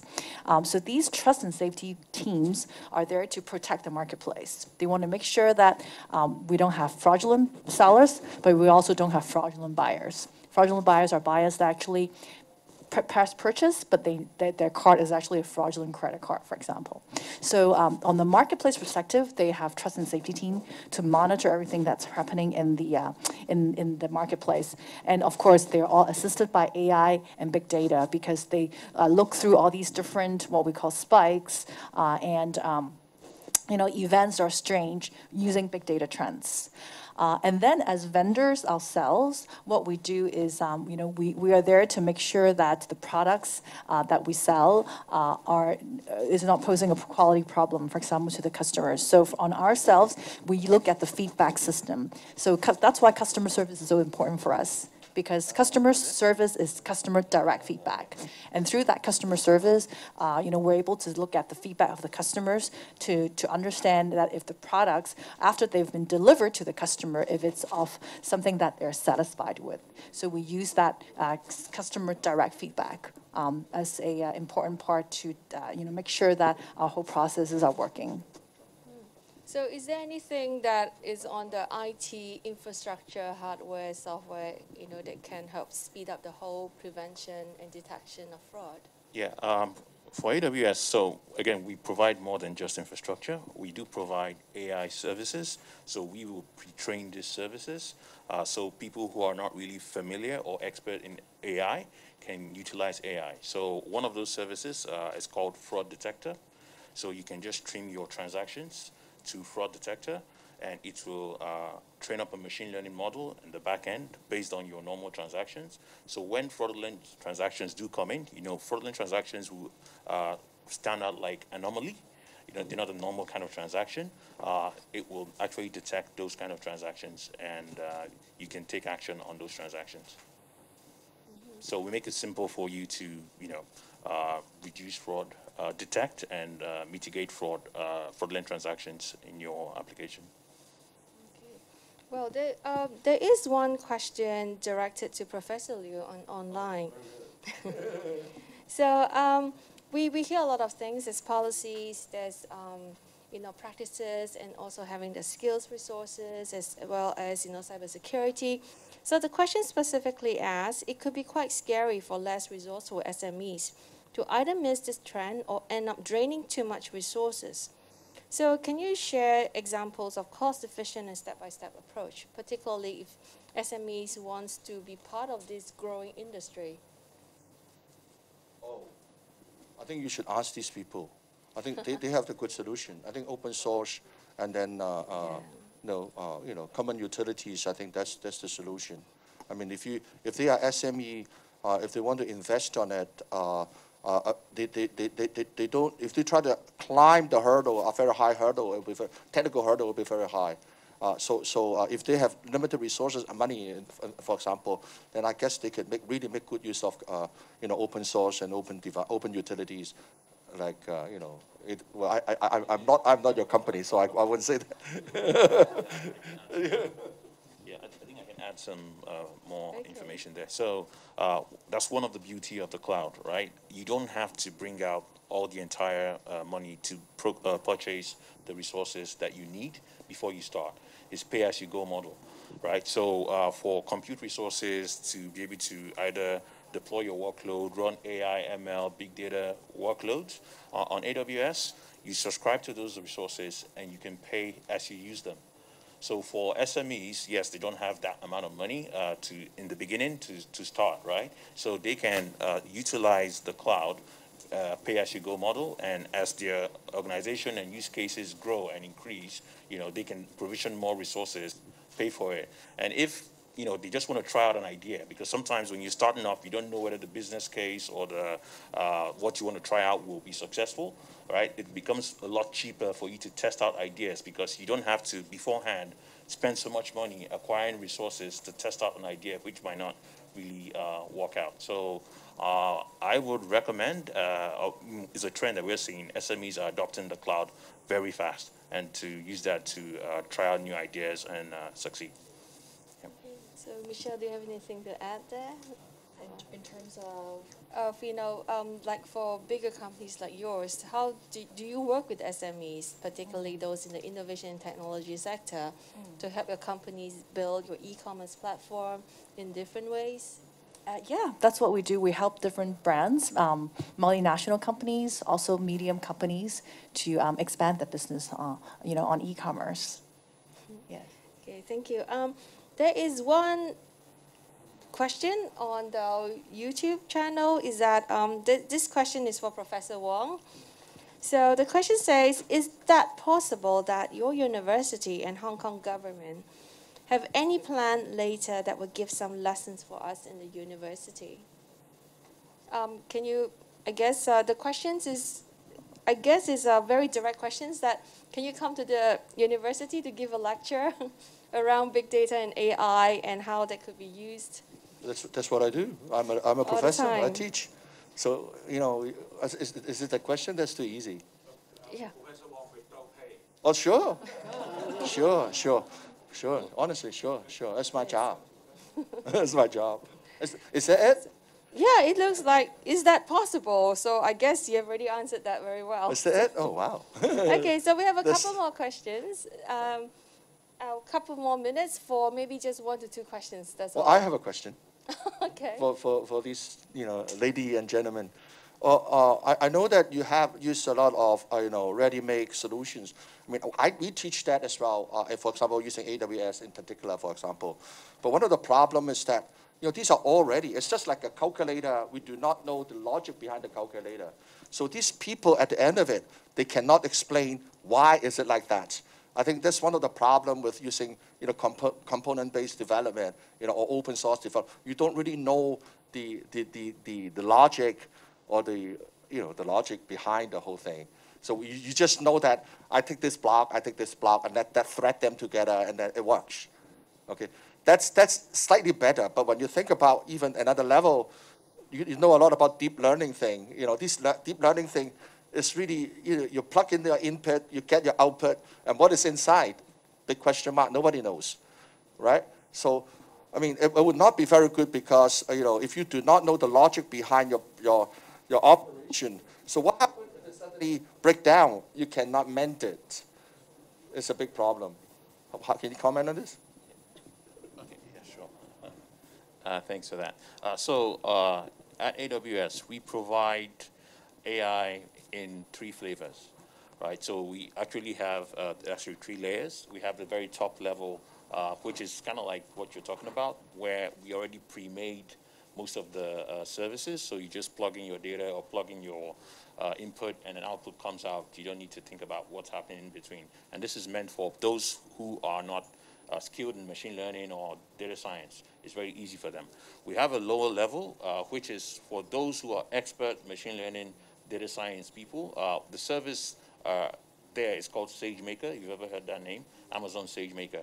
So this one, it's really transparent, right? You actually can see how everything is working. You can get your data, manipulate your data, play with the algorithm, tune the hyperparameters anyhow you like. When the model is in production, you can still monitor the model and determine if there's a drift and make the right changes that you want. So that gives you full control. So at the very bottom layer is just infrastructure. So we understand there are people who maybe SageMaker is still too abstracted for them. They want like everything. They want to see the raw, underlying down to the logic gate if possible. So we provide them very powerful GPUs and CPUs for them to do that experimentation. So depending on what you want to, who the target is, we have something a full stack to cover that. Thanks. Okay. Do we have another question? We still have 2 minutes. Sorry. Sorry. I talk about this question. Actually, there's some interesting technique to explain the result of a neural network. For example, in financial company, they can't accept everything is black box. So they know what is input and what is output, what is the relationship, the reason. So, but neural network, as I mentioned, there are a lot of huge number of parameters. So, the method is we use some algorithm like the tree-based algorithm to simulate the neural network. I mean, they have the similar performance. Of course, the tree-like method is simple. So the performance is a little lower than the neural network. But the tree method can be interpreted. So for example, the GBDT, there's many trees, and we know which feature is more important. So yes, so we use the tree to be similar to the neural network, and we say we can interpret the algorithm. So this is the way the finance company or the government can accept. Yeah, okay. So I deliberately bring out these issues because I'm doing a little bit of research on that. So there's a new sector in research called explainable AI. So one of the things that Professor Liu mentioned, one of the easiest things to do explainable AI is that I may not be able to explain everything, but at least I can explain which factor or which parameters affect the performance of my system most seriously. Therefore, I would set up my experiment such that I can monitor this particular parameter to make sure that, well, for example, like I don't know, you sell your stocks because unstable of your society. So I keep on monitoring the stability of my society, and see what happened to my stock. So this is one example, very simple example. Yeah, thanks a lot for that. The explainable AI is also something that's kind of new and gaining ground. There is a care, though, you have to take when you're going about that route, because you can end up introducing something called bias, right? Because bias means that because you're so focused on trying to explain why something is like that, and if maybe you put an input and you expect this kind of output, and you're not getting that output, right? Chances are that output is correct based on the data that you did the training on, but because you can't fully explain it, you disregard that output and you self-select some kind of input to try and, should I say, game the output. And that is actually biased, because the truth is the data is what is delivering the right output. But when you start manipulating it to try and create an output that you want sometimes, that kind of bias can actually work against you. Okay, I guess our time is up, and I really want to thank all our distinguished speakers again. So the mask is a new normal. So I guess that for the people, the folks on YouTube, maybe since we're no longer going to be talking, and I'm going to keep my social distance, if you could take out your mask so that everyone can see you, so that I can thank you again. So thank you again, Professor Wong, and thank you, Professor Liu. Thank you, Isabel, and thank you, Michelle, so much.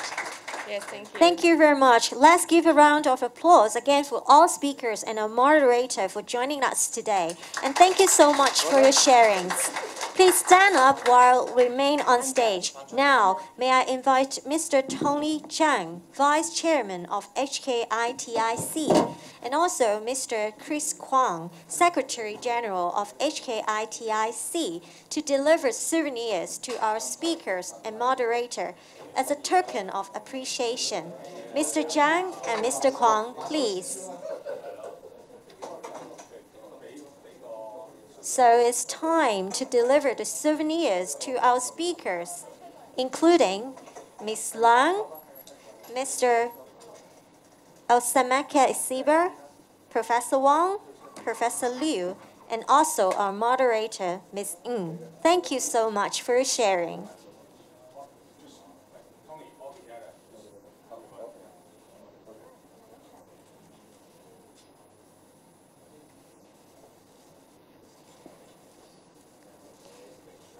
And let's take a group photo together.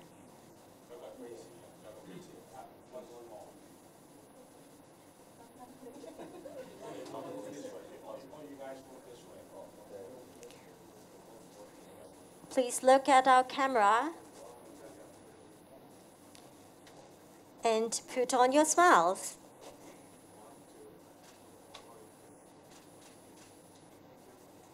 Thank you, everyone. Thank you so much. Please proceed off stage and be seated. Thank you very much for your sharing. Please be seated. Thank you. Please be seated.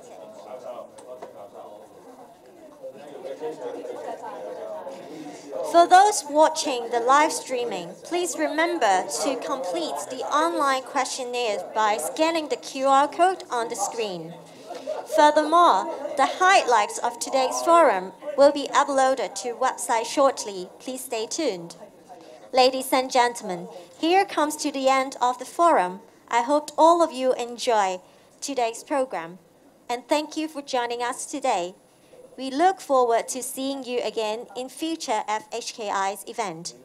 Have a good day. Thank you.